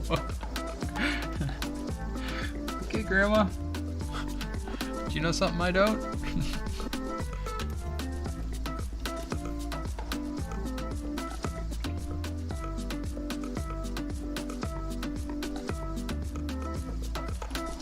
I love grandmas. Grandmas are the best. I mean, technically, my mom is a grandma now, so every time somebody's like, "Go talk to Grandma," I'm like, "What?"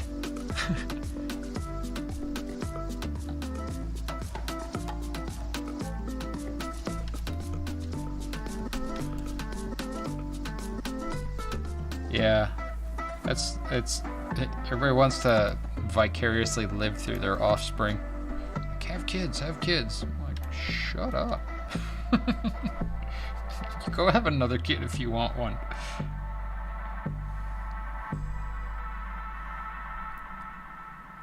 I don't like this here.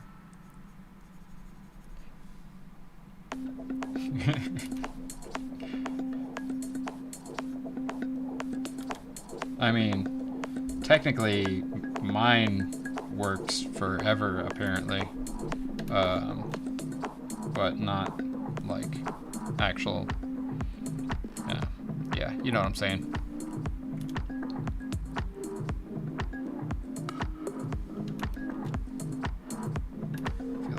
guys are feeling a little flat back here.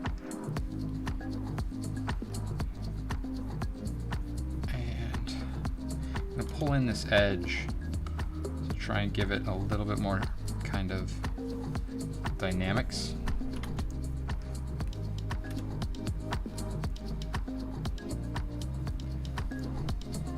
Right?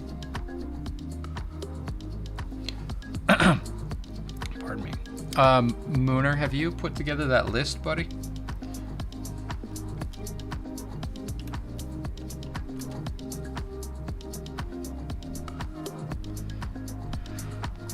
Okay, just checking. Been thinking about it.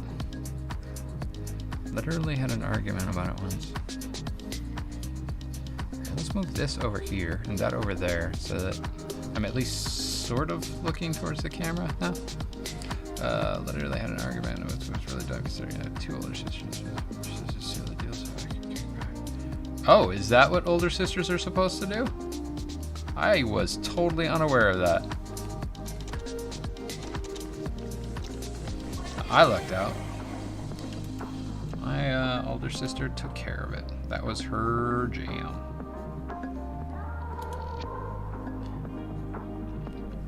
Me and my brother, we're solid no's. I feel like, no need.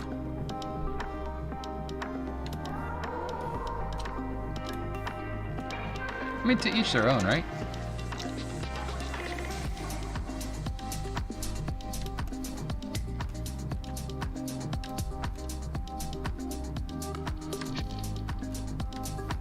Okay, I'm gonna make this brush a little bit smaller. We're gonna get some detailed action going in here. Something to break up these big shapes. Right? It's the same as this stuff on this side. Kind of just some modulation in the forms of the tentacles.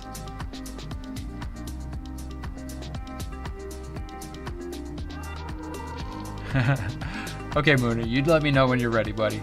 No pressure, man. I was just wondering because I was thinking about the project. As long as you're good with me doing some drawing on stream, we are good.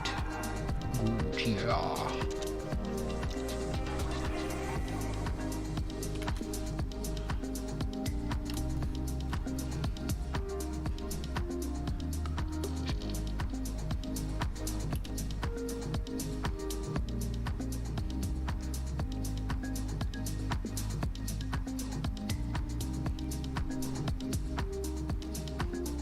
Cammy, I was actually unaware of that responsibility, and I guess I shirked on that responsibility because I am an older sibling, and I most certainly not having the chillins.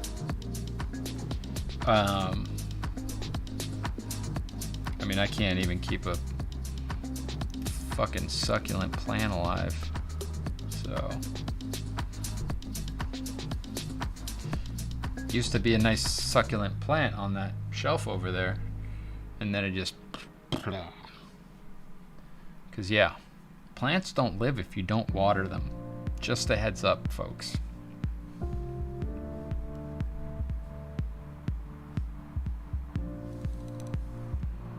You know, in case you ever have a plant that you want to keep alive at some point in your life.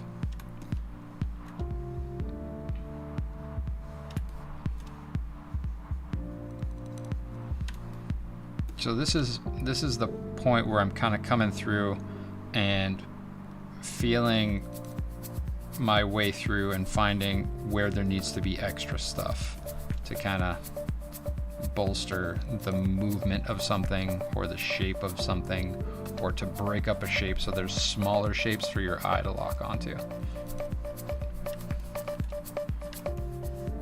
As well as I'm going to make another layer and repeat these shapes on this side with some variety.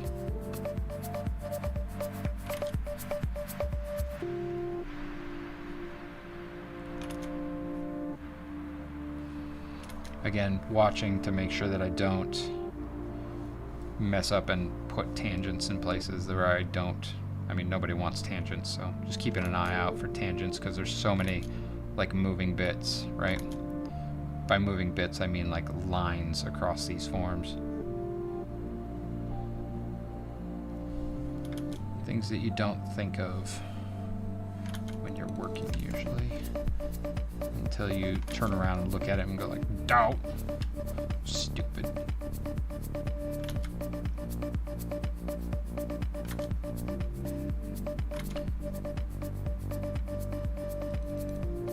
Nope.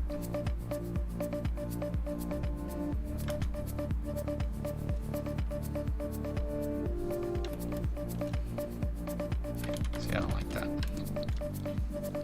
See, this has a good movement to it, so I have to look at those and use those as a reference for how to kind of move back across this form and break up that shape in an interesting way.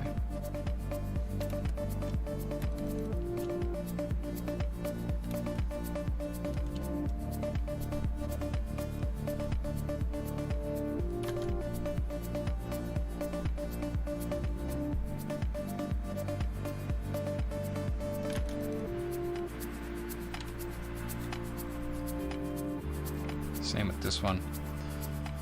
So these have this kind of like pushing up and back kind of feel with a sharpness to them that's aggressive, right? This is all stuff that I'm going to talk about in my next fundamentals video on YouTube. So prepare yourselves, friends, for more talk of lines. The power of line, what you can convey with it.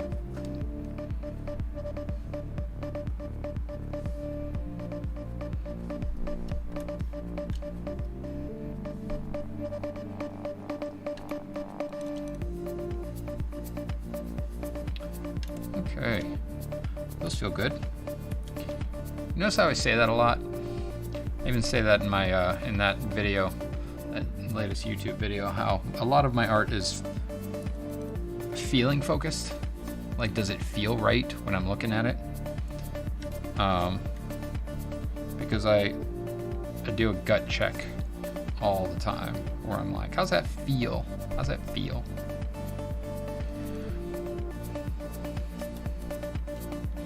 I do the same thing with the music that I make.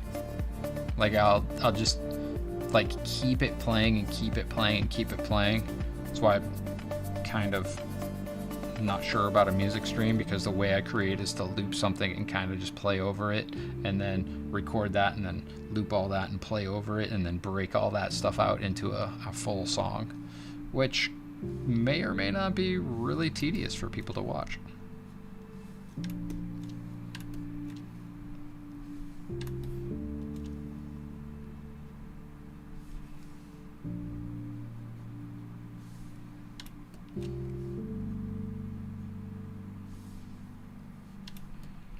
I don't know.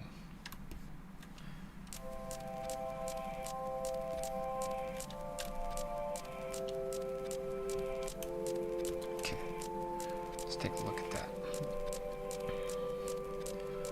So the question is that tentacle too close to that breakout, glowy, whatever the hell that is? And would it feel better if we moved it? The only way to find out is to do a selection and take it off of there. Make sure we got the whole thing.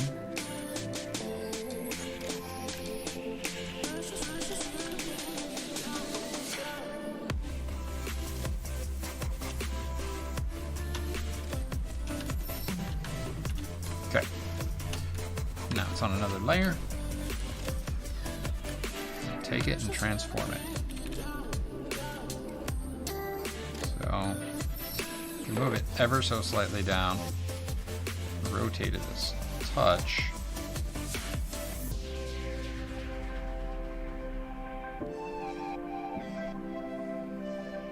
But see that tangent right there where that edge is touching those spines? That's not good. I knew I was going to run into this. So it has to come down further even.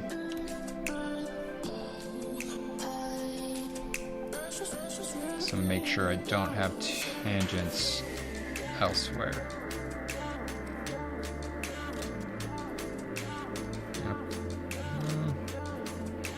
In more? Out more. Yeah, out more. There. I think. So now come in and adjust this. That goes there. Comes along there. Have these come up a little bit more, so it breaks the edge of that more. Part of that is seeing that there's a continuation of a shape. Your mind is going to like it better if you can see that there's an interior shape there too. So what that means is I have to clean that up a little bit so that it doesn't look like one big mass of ink, right? Because if it's one big mass of ink, then your brain will not like it very much.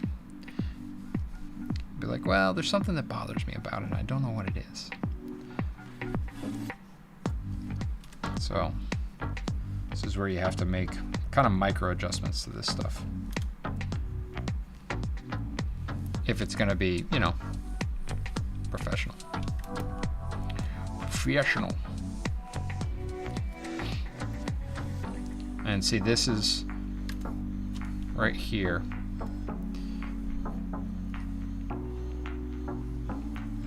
There is, this line goes this way and then this way, and it interacts with that line. And that's one of those cases where it's better to move that entire line out and away from that edge. So like take it, bring it all the way down so that there's a pinch point there, but it doesn't cross the shape in a weird way.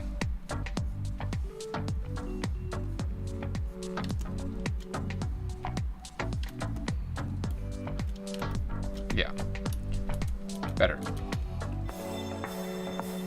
Right, so now there's an opening there, but it doesn't cross over and make a big black shape where your eye gets lost. So I can reinforce this stuff, clean it up, make it purposeful, give it intent,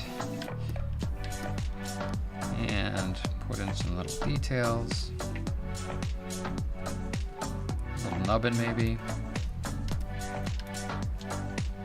Another little nubbin. Nubbins.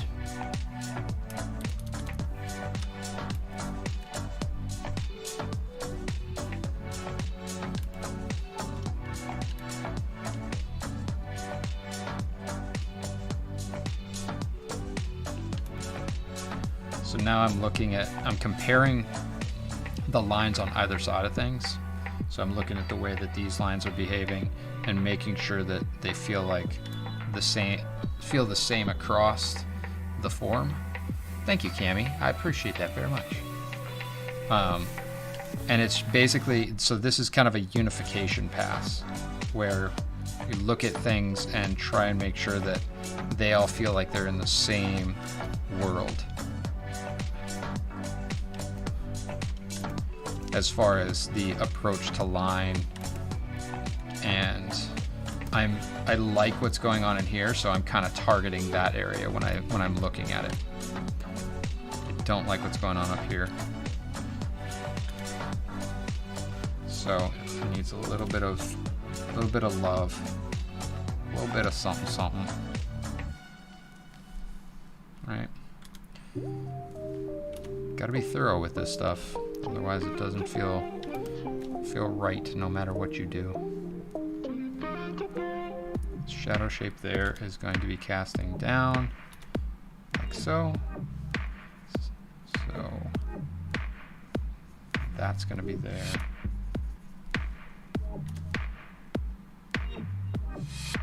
Shadow shape there. And then I can, yeah, I'm at 15 on my size. That's another thing is like if you zoom in and then you start changing your sizes too much, the brush marks are going to feel discordant because you're going to get these little teeny tiny brush marks and they're not anywhere else on the canvas. So if you do that, then you basically work against yourself.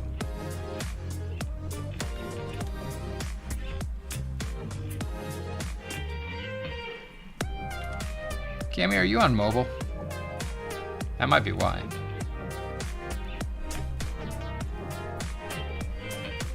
I don't know. Just throwing reasons out because reasons.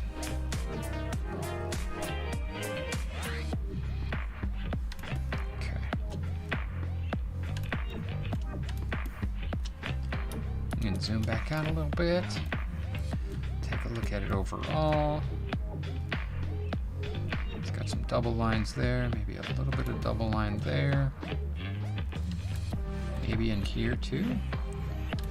Just kind of like making sure that that stuff is like it has intent, right? So if you I had a teacher that that said if you say something once, it could be a mistake. If you say it twice, it could still be a mistake, and if you say it 3 times, then you're saying it with intent, and it's intentional.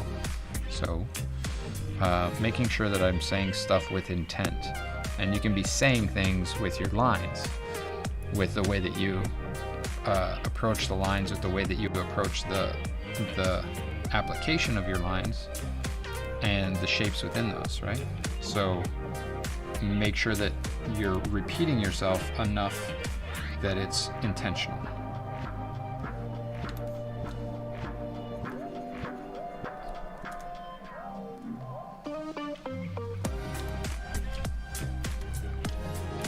Like this bottom facing plane here, I like the idea. There's only one of them. So I have to find other ways to make that same statement with other places, in other places rather. So that it becomes an intentional approach to something, right? Find bottom facing planes and accent them. Put them in shadow and then come in and knock out the inner part of the sucker, like so.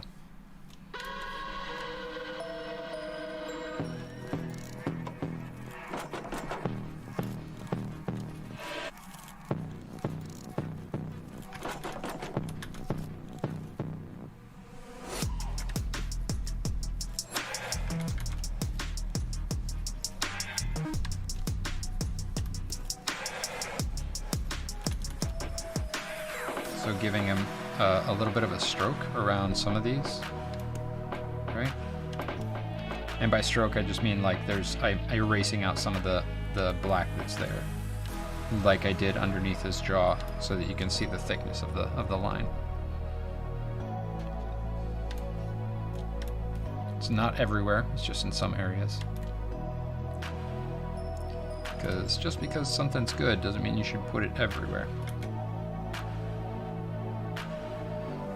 Human souls. It's Cthulhu, right? Isn't he like the horror from beyond that feeds on humans or something like that? I don't know. I don't think I read this story of Cthulhu.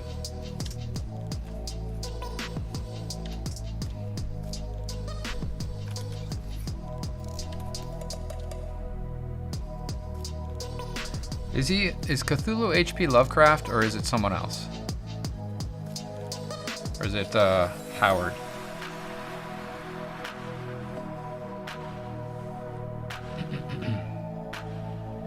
That's interesting. I've read a bunch of Lovecraft, actually a number of years ago.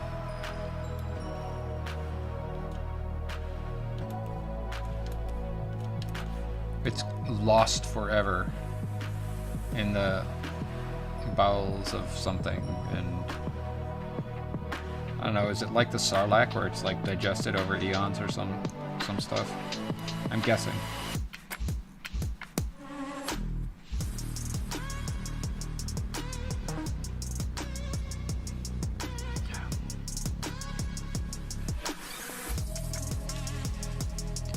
That's the interior edge, so we'll put just some line back in here, and it's just to break up the shape so that it actually is pushing out from that area. It's pushing out. I don't know what that means, but you know, whatever. I just like to gesticulate, man. Get off my case.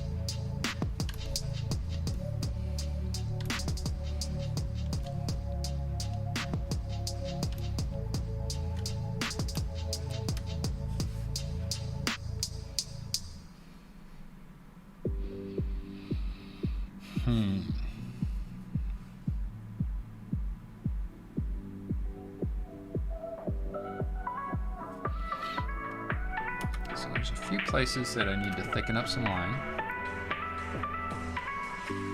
but I'm going to do it with a smaller brush so that it becomes a little more sketchy.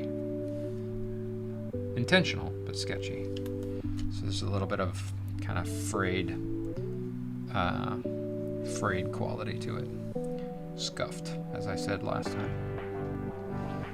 But I'm looking at that thickness there as an edge thickness that I'm liking, and I want to kind of match across the entire piece, actually. But that shouldn't be hard because I made sure to be rather heavy in my application, and this is just kind of reinforcing things right now.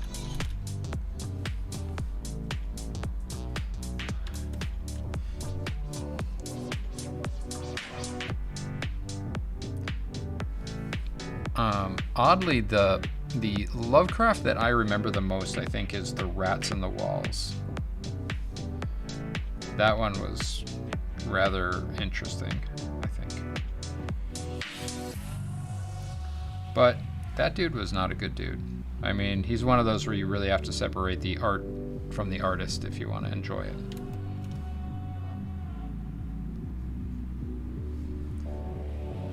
As somebody...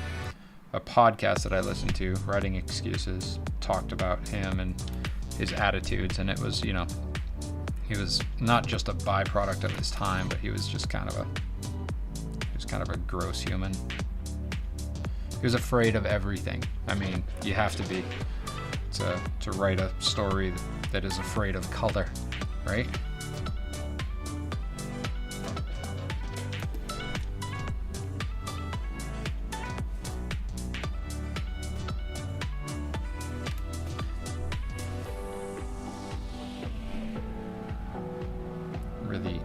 Antagonist is a color, rather.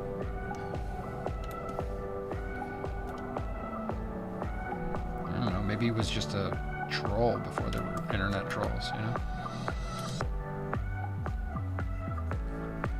Let's clean this up a little bit. It's feeling a little unintentional. So I'm gonna come in and make it feel like it belongs, right?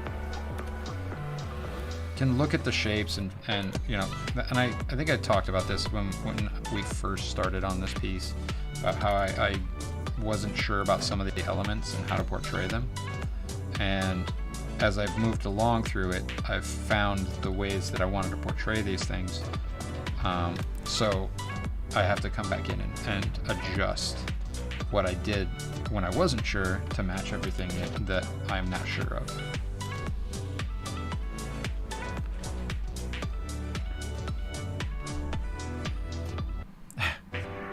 I don't disagree, for sure. Variety is the spice of life, and as are differing opinions, but I draw the line at hating people for no reason.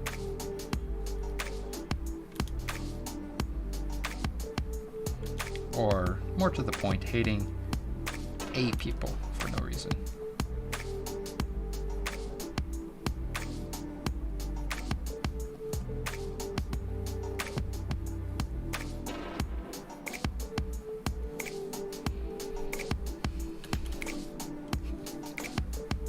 call me biased. But I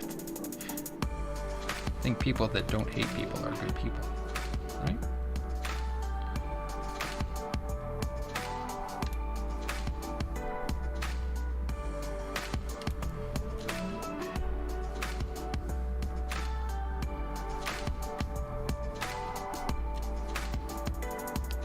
Is it after 10? It's after 9 for me.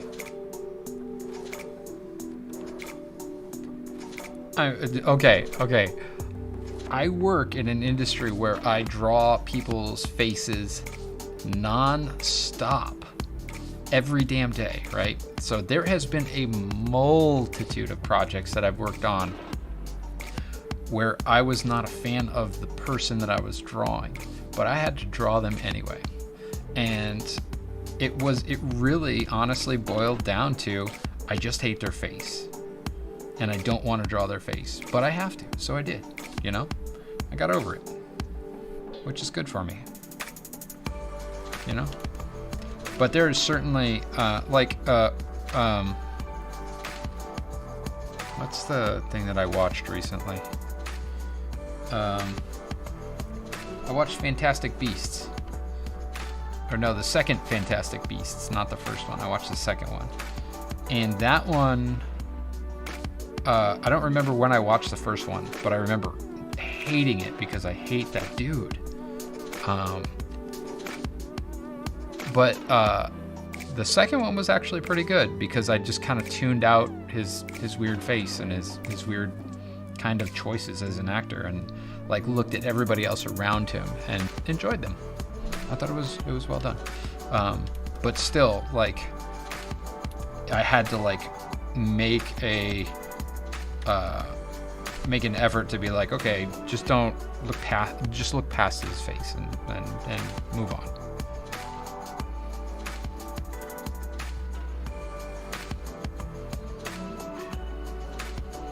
Oh, why did you just say, hey, Battle Royale, dummy? Prepare yourselves, friends. Let's try this one. There you go.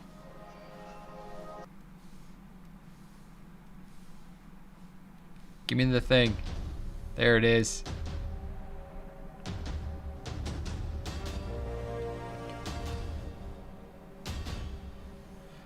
Beautiful day for a battle royale. In drops Anovil, Ivaru, Camabo, Vilfarel, Rick, Art, Moonshadis, Rice Krispies, and how long can this username be? Diego's in the house. And they're broken into 3 groups. Cubes beating on each other. And Anovil goes for Rick. Wants to take him out this time. And Rick is the first to go. That's what he gets for winning the first round. And then goes, I don't even know. And Moonshadis takes out I lost track. Oh, Autumn punches Moonshadis in the face. Moonshadis punches Anovil, takes her out and runs for a bandage. It's Diego against Ivaru. Ivaru against Moonshadis. It's a battle, folks. And Ivaru takes the win. Moonshadis. So close, my friend. Congratulations, Ivaru. Take your jump, take your bow, take your dance. And take your 200 gold.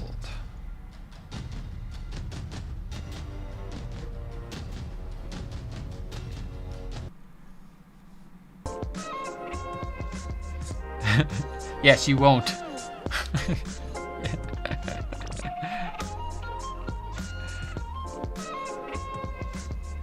I know. Yeah. You know, that's the way the RNG works. You did one, Ivaru.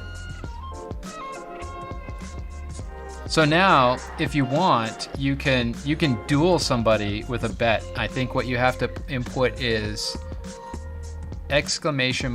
!duel and then at the username and then a number.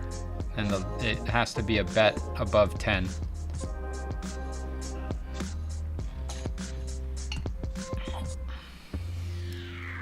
Yeah, Cammy, that was actually planned. That's why I made them. I done made the really cool little pixel animation for it, because that's how I roll. And then I made them overly uber strong. Because they're my creation. Diego, I kind of noticed, my friend. Welcome to the lurk. You can put an exclamation point lurk, and you will be recognized as lurking. Doesn't do anything for you, it just gives you a little message.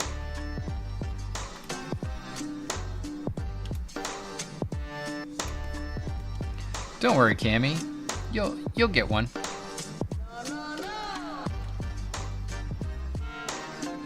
No, Diego, no bad. It's not bad, my friend. Not bad at all.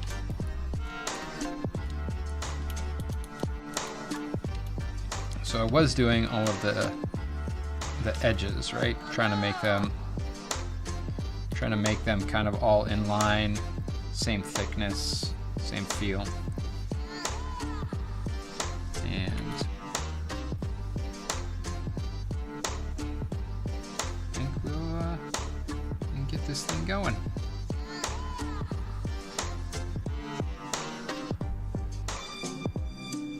There you go.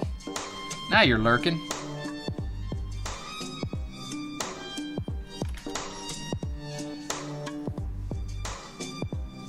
Diego's like, witness me!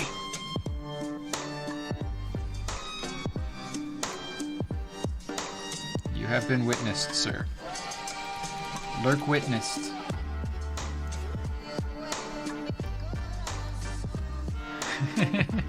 I don't know, somebody had told me early on when it said has, they said, oh, it should say hath. I was like, okay, hath it is. Why not?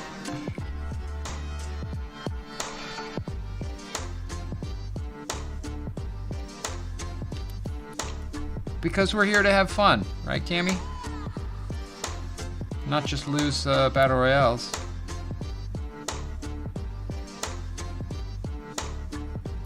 Oh, by the way, Diego, thank you, brother. That's very kind of you to invest money in the hard work that I've done for providing reference packs for everybody.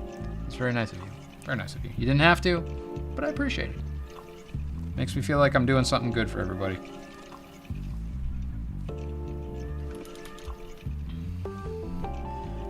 If anybody wonders what the hell I'm talking about, you probably haven't been here before, but there are links, and at those links are reference packs for artists. Among other things, including the Discord and all the stuffs.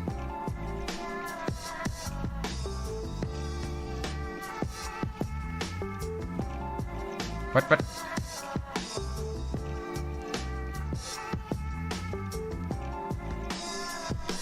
Autumn Shade? Did I miss it? Did I say something that was Autumn Shady? I'm glad, Diego. Thank you so much, buddy. There's much more in the pipeline. I mean, well, there's some more in the pipeline. I'm gonna have to get around all this COVID stuff and actually get some more bookings going here pretty soon. Running low.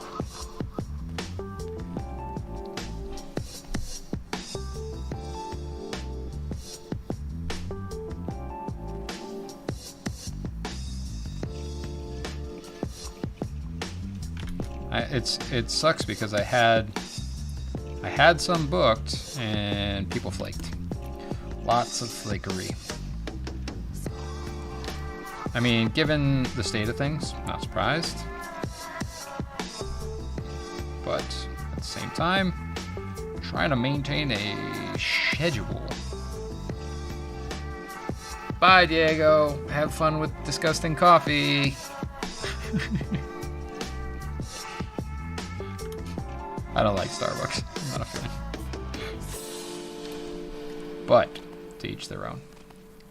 My preference is at this point is iced coffee.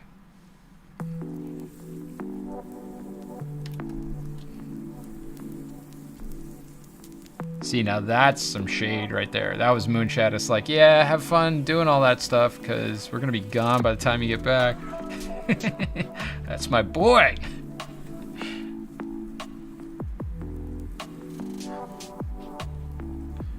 I appreciate you guys. You guys are all awesome. You're the best.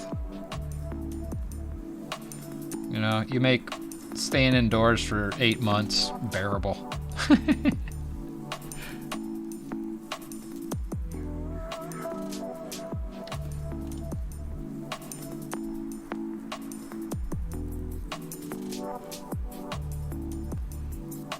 Tea, huh?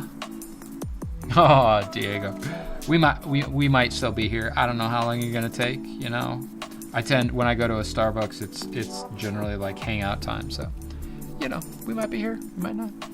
If we're here, we're here. If not, we'll see you Wednesday. Tea. So I worked at a coffee house for a while. By a while I mean like what, year, something like that.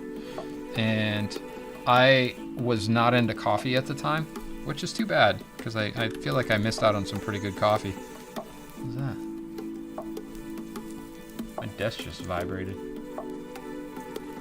Giggity. But I was always into iced tea when I worked there. It was like strictly an iced tea thing.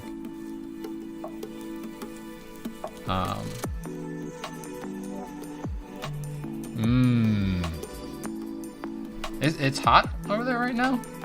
Dude, it's like, I'm wearing long sleeves over here. It's cold.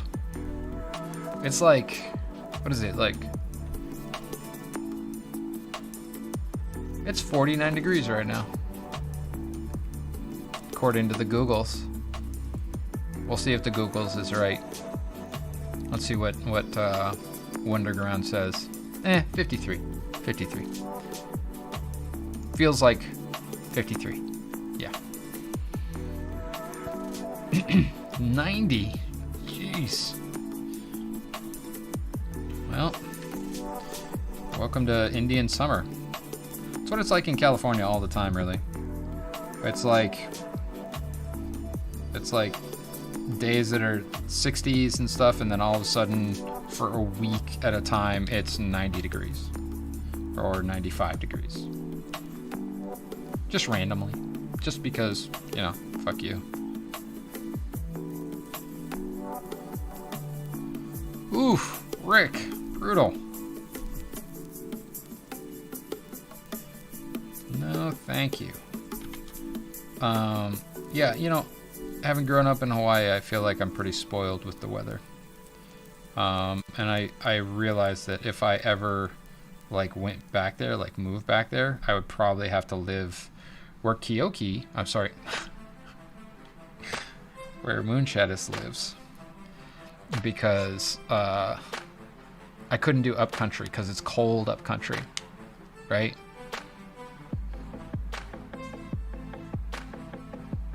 Yeah, I'd be happy to.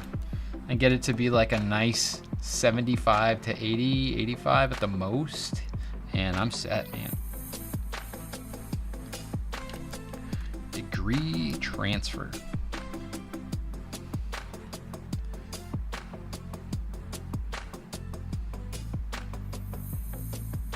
Sounds good to me.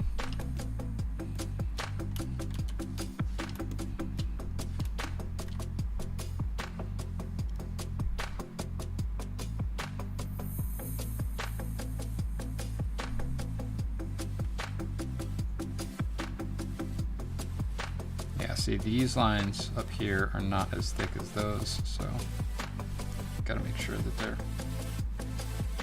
at least roughly the same so that they don't feel awkward in comparison. And like, for the most part, normally I wouldn't be this kind of persnickety about things. But if this is going to be a shirt and it's going to be something that you're going to see time and time and time again, then I want to make sure that it's like, it's crisp, for lack of a better term.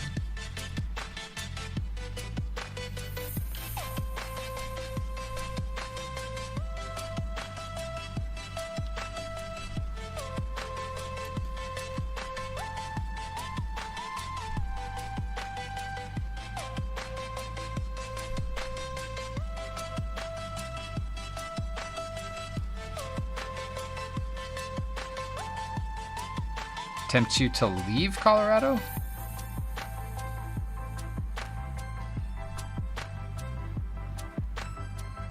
I like persnickety, it's fun. It's not a word that you hear every day.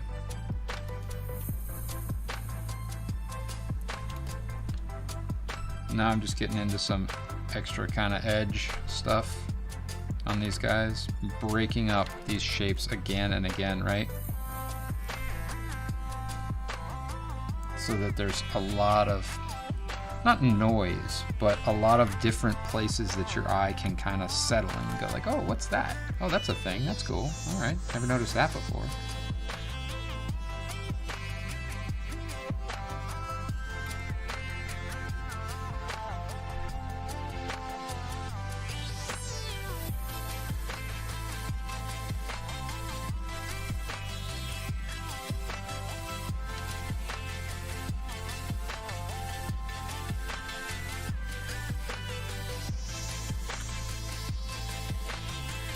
See, this feels like it's out of perspective.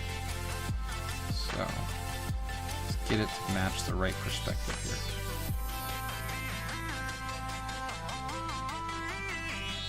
So if that's the top,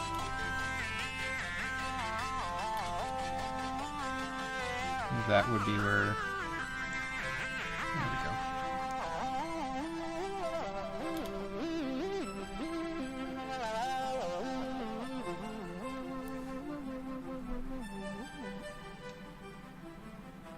Arugula. Can never really say arugula without like doing that voice. Arugula.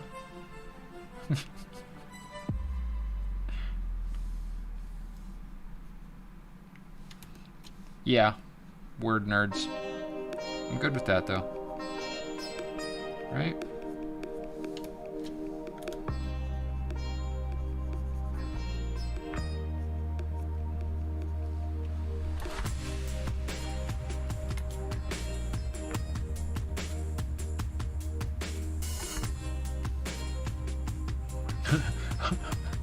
Arugula. Why not? It's gonna become one of my most popular clips.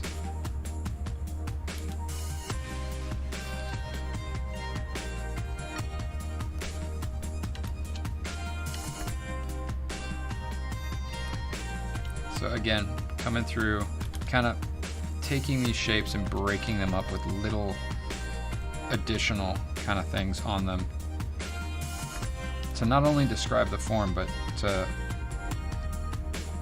make it more interesting along the way.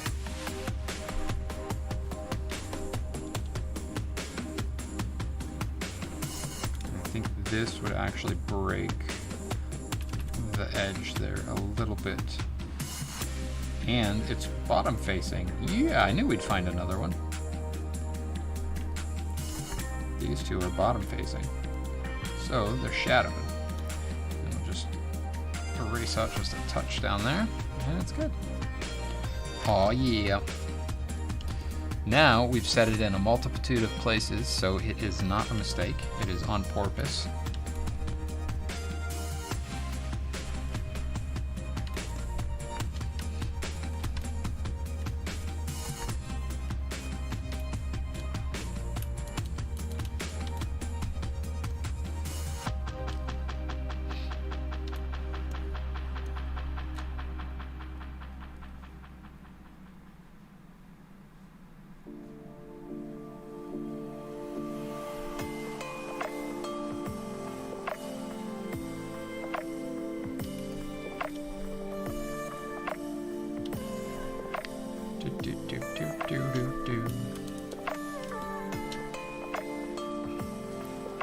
Okay.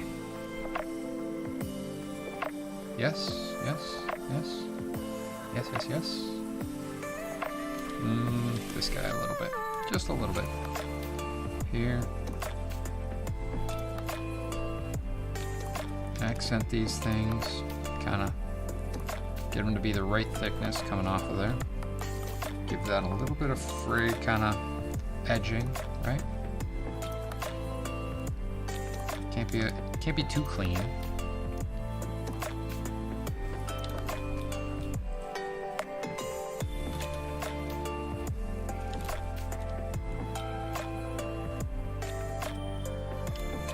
Yeah.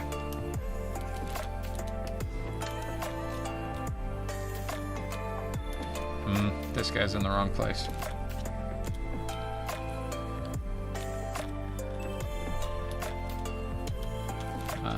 Let's do this. Cut them out, paste them in, then transform them. And move them around. Yep, that's the right size. See that? Comparative analysis. Alright. Then merge that down. And fix those lines.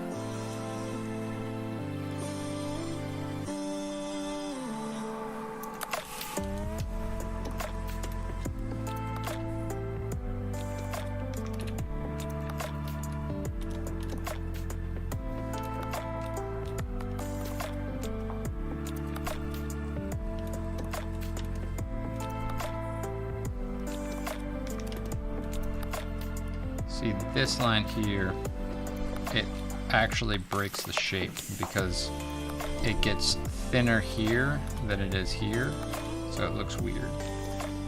So I need to adjust that.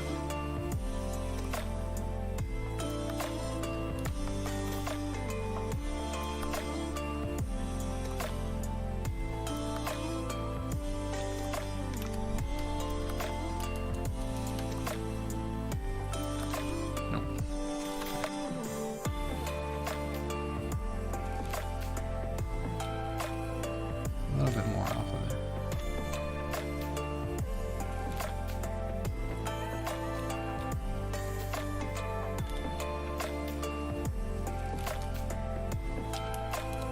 All right.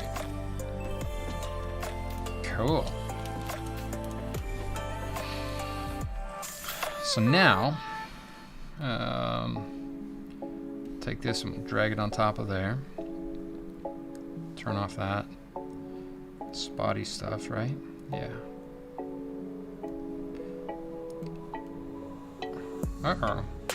Oh, that was that old layer. So we'll take that, we'll delete, select all, delete it, deselect, and now we'll make this border shape. And really the border shape is just, it's just a square. So what I'm gonna do is I'm gonna go down to one of this brush, this inker brush, and I feel like it has a really good shape or edge to it.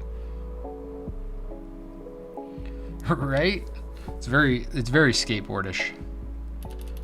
And I want to see what I get with this edging here. Because I feel like if I zoom in and look at it, it's got some kind of good textural stuff to it. I'll have to come in and kind of de-digital it, because it still feels a little digital, but I can get some nice edges on it.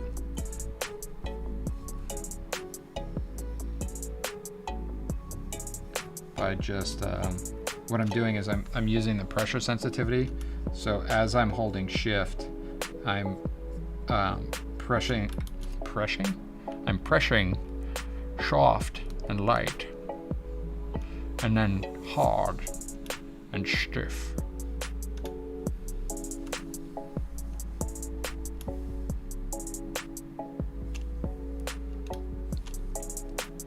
All right, so what I'm gonna do is I'm gonna do 4 of those, and then I'm gonna configure them in a way that's interesting. Hey, good jump, Mooner.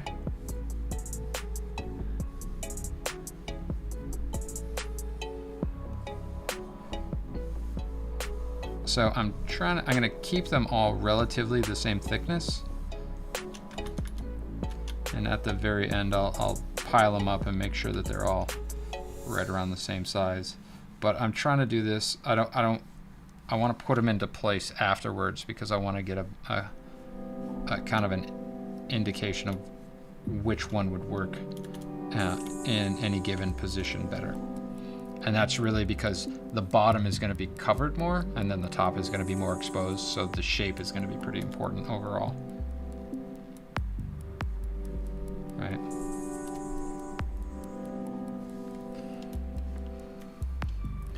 And in production, I would normally just take what I have, duplicate those, and use those.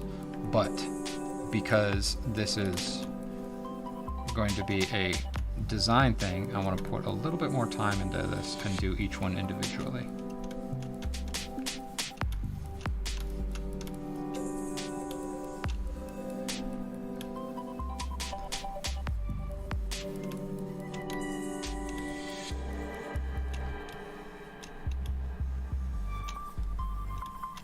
So you can hear me depressing the shift key as I do this, and I have to let up on it when I do it, because if I move it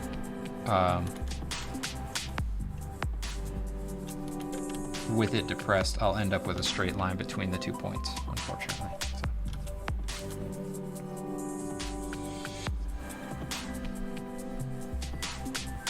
Whoops, forgot that was supposed to be on a new layer. So cut it, put it on another layer, and another layer. And we are almost there.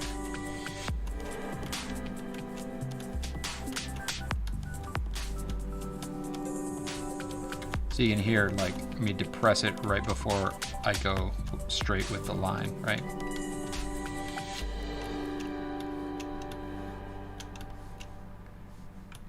So it's like video games, really, you know? So all my years of video gaming were preparing me for this quick shortcut key actions. The muscle memory, very important to the overall process of making art. Take that. All right. 1, move him vertical. Let's take a look. 2, move her vertical. And stack them on top of each other to check. Close, but not 100%. Thank you for that redemption, Muna. And we're gonna move that over there. Did that not move directly? Or is one just longer than the other? One's much longer than the other. Okay. We'll work that out in a second. Cheers, my friends. Hydrate, it's good for you. Moonshadow says so.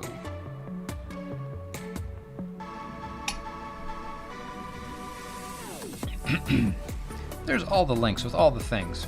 Go check them out. All right. So we do want to have them crossing somewhat.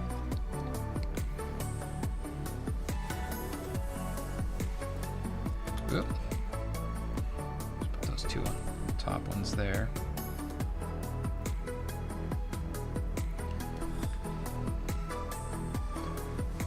So this bottom one feels a little long, so I'm going to take it and transform it.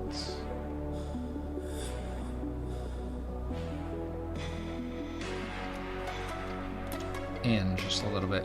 I would have transformed the other ones up, but if you scale up, like I said earlier, it'll make it blurry. So if transforming down, sure. Transforming up, second guess it.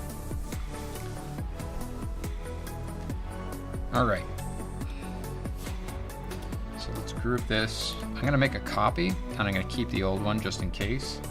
I'm gonna merge this down into a single unit by hitting Controller Command E on the group, and then Controller Command T gets you the transform.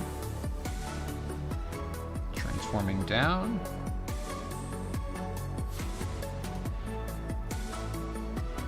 So what I can do is I can do that, and then Control select the background, make sure I'm on the Move tool, and then this up here will align it to the canvas.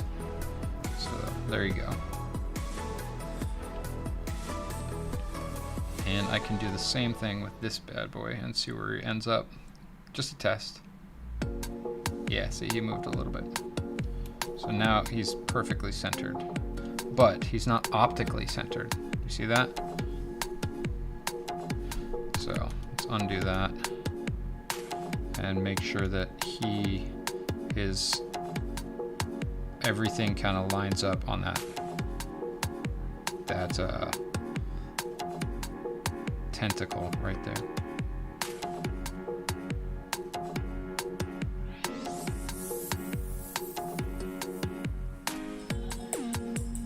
And we'll adjust the eye after this too. See where this ends up. Yeah, see, it's not perfectly centered. Whoop. But optically, it works.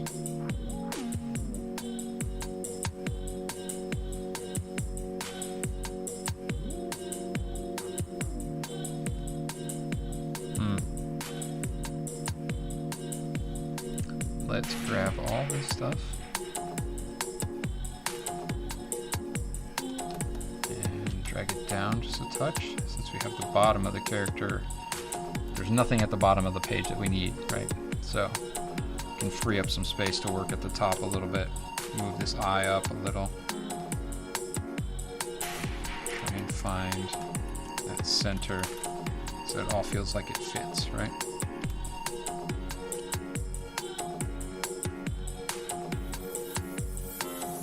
Might also flip that horizontal and see how it aligns.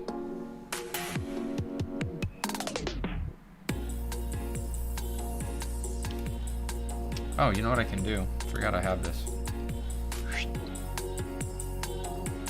So our canvas is 7,000 pixels wide, right? 7,009 because who likes round numbers? What the hell? Here, canvas size.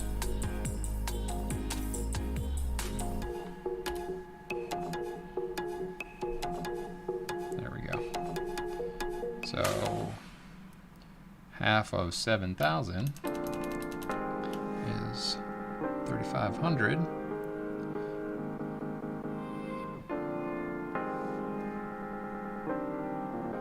So you can see I'm lining this up with the ruler at the very top, right? There you go. So now that is the visual center.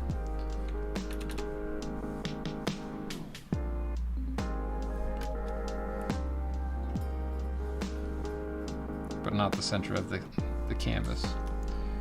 But we can have it snap to that. And now we can rotate it.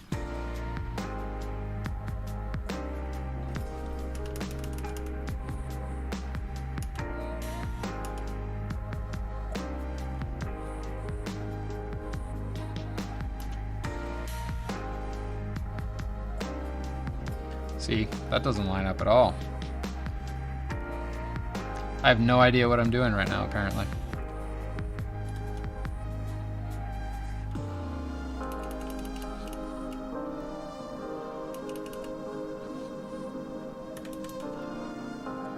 I do know one thing. It doesn't really matter that much. So I'm gonna get rid of these guides. Or I'm gonna leave the midway one, the halfway point.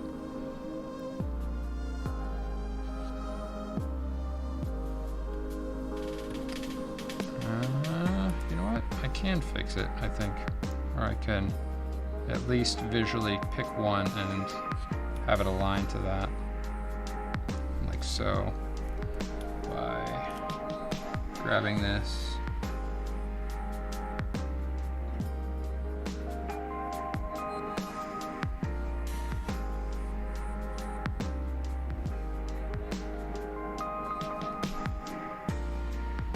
So at least the interior corners will all align properly. There you go.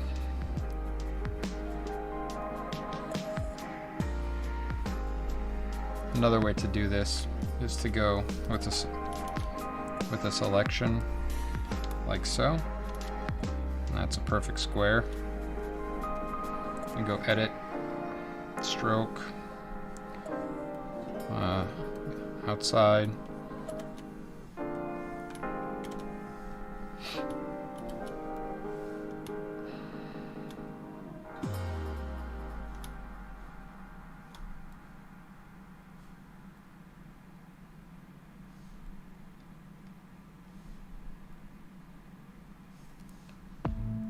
Should be 45.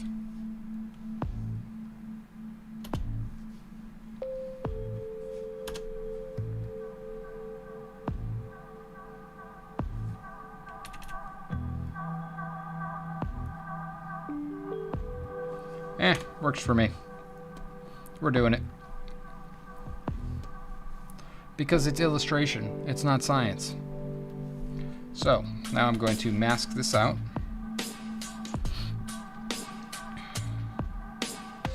Bring this background down a little bit and drop this below our dude.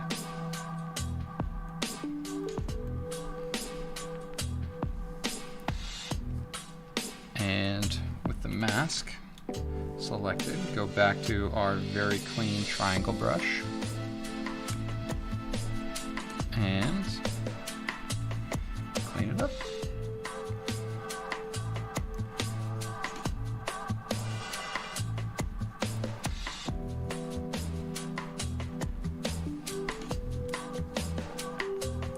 Sweet. I mean, just make sure your cats aren't outside, right?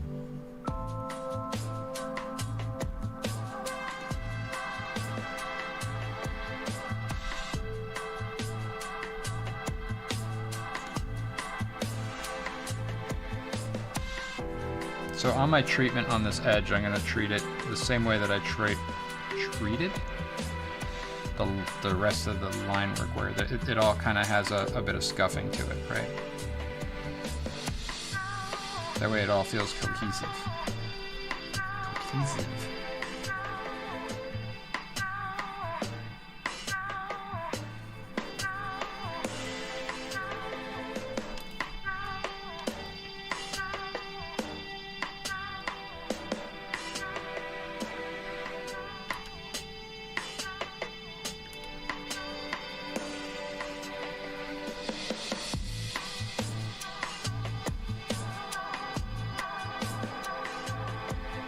Wow, I just remembered Poochie. That's weird.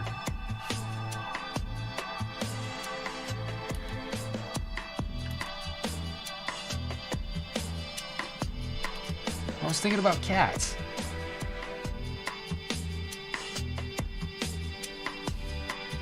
Everybody in chat's like, what?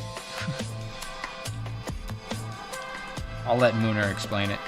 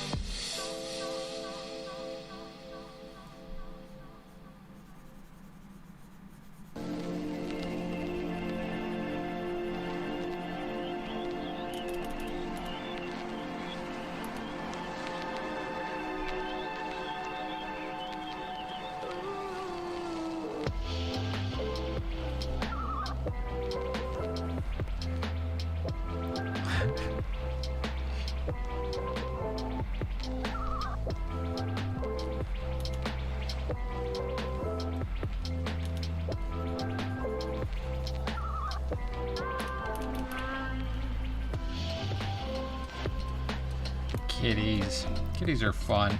Love cats. How many cat people do we have in chat right now?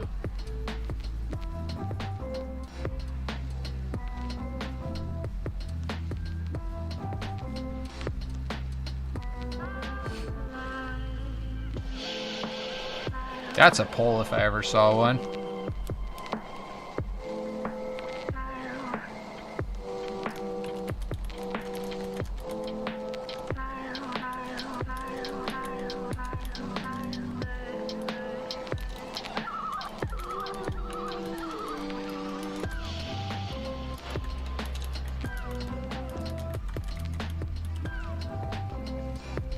No additional voting. 3 minutes. Start poll. Poll has been created.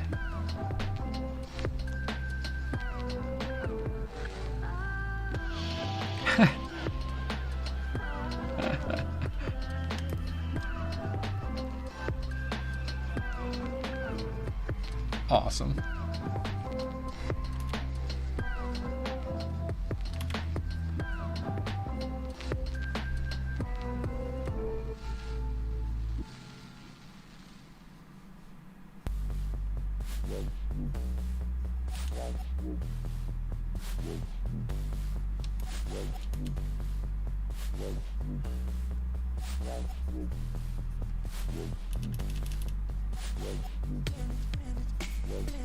The poll is active, my friends. Vote away.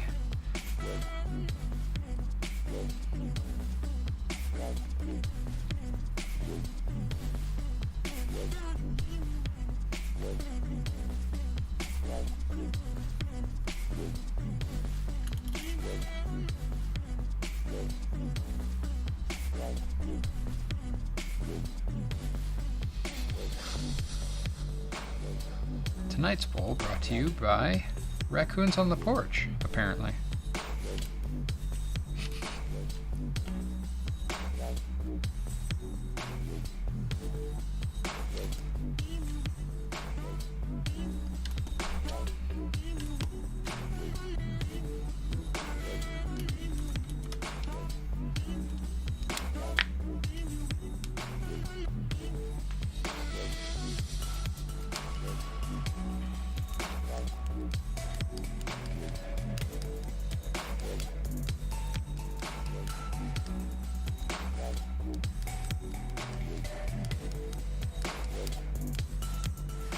Okay, well, it's a thing.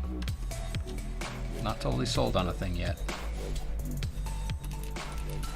But we're going to fill in some of this background stuff to start fleshing out where the colors are going to go. My thought is,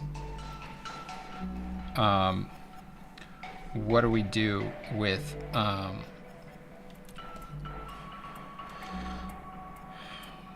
like if it's on a white shirt, having a black line image is cool, right? But then there's things that absolutely need tone to be legible.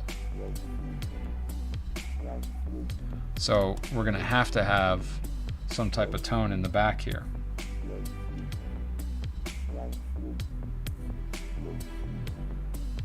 Right? Something inside this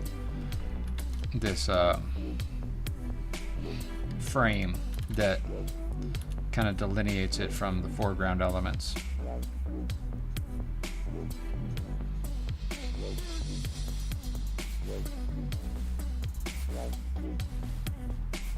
And on the colored one, it's going to be cool because it's going to be colored.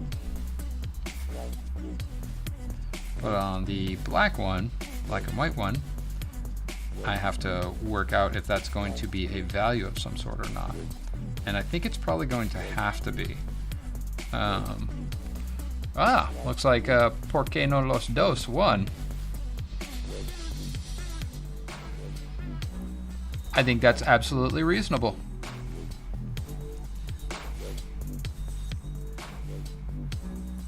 I personally did not grow up with dogs enough. I had one dog when I was, I want to say like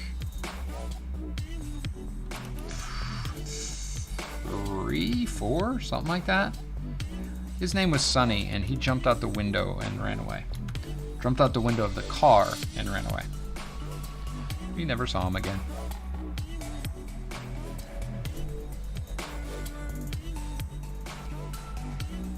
It's not my fault. It wasn't me.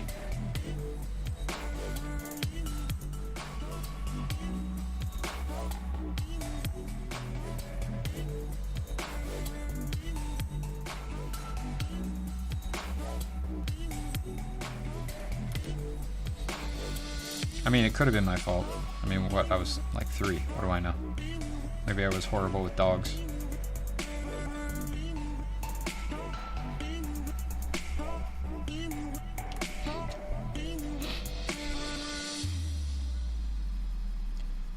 So I'm gonna leave the white specks in there so that it actually reads like light coming off of it, right?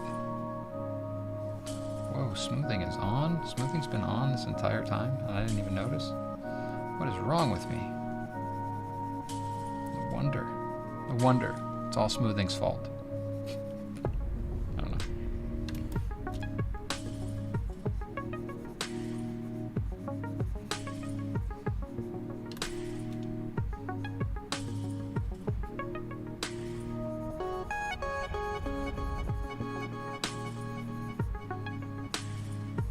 So, along with this, what I'm probably going to have to do is set up a white fill for if I put it on colors and it's line work, right? So the white fill would act as kind of the base for everything, and then it would be a stroke around everything else. I know. Sounds like an awful lot of work. But I think it's going to look kind of cool when it's done.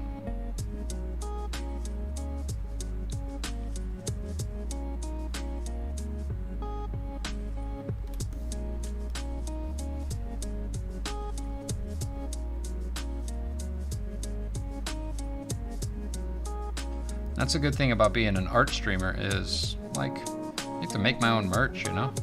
There's no expenses there. Just like time spent.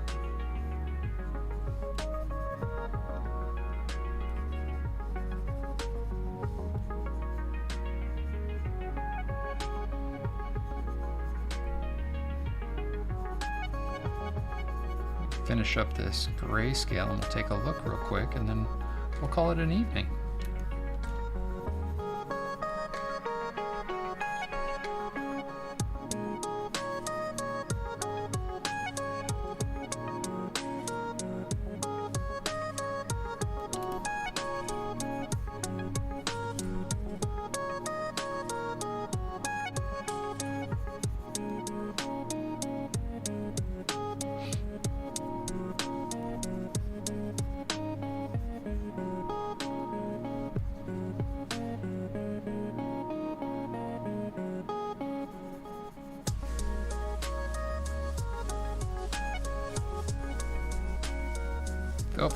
Fill. Getting there. Can't forget that we also have to do the splatters, and those splatters, like, I don't think that's actually something you all want to see, because that's just me drawing dots, like literally drawing dots. So that might be something I do off stream just to save you guys the monotony and boredom. And maybe I'll bring it back in and we can work on the colors together, just to make it something interesting for you to watch and participate in and maybe give me feedback on, you know? So what I'll do is I'll do I'll fill in the dots and I'll get all that stuff in place, and then I'll also do the base tone for these different areas and get all those base tones in place, and then we can kind of move around some of the colors and see what you guys think. I mean, obviously I have some things in mind that I think will be interesting. but I'd also like to get some second, third, fourth, fifth, 12th, 15th opinions.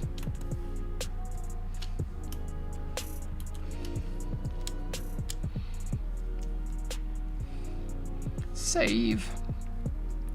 All right, so that is where we stand. That's where we've reached this evening.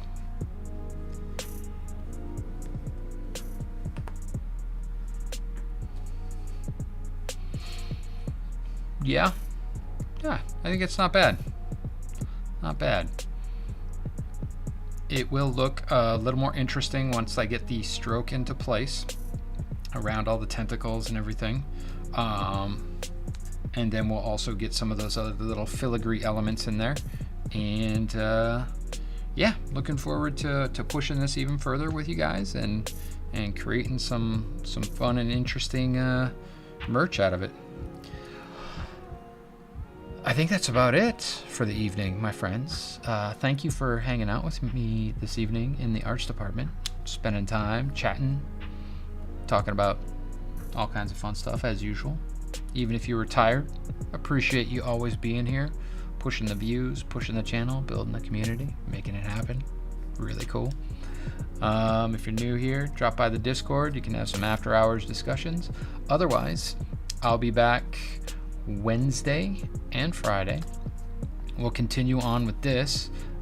We may even finish this on Wednesday, so maybe Friday will be where we do some new stuff, and maybe that's pixel art day or something. I don't know. We'll figure it out. It'll be fun. I guarantee it. Good night, everyone. I love you all. Love one another. Be kind to each other. We all need that still.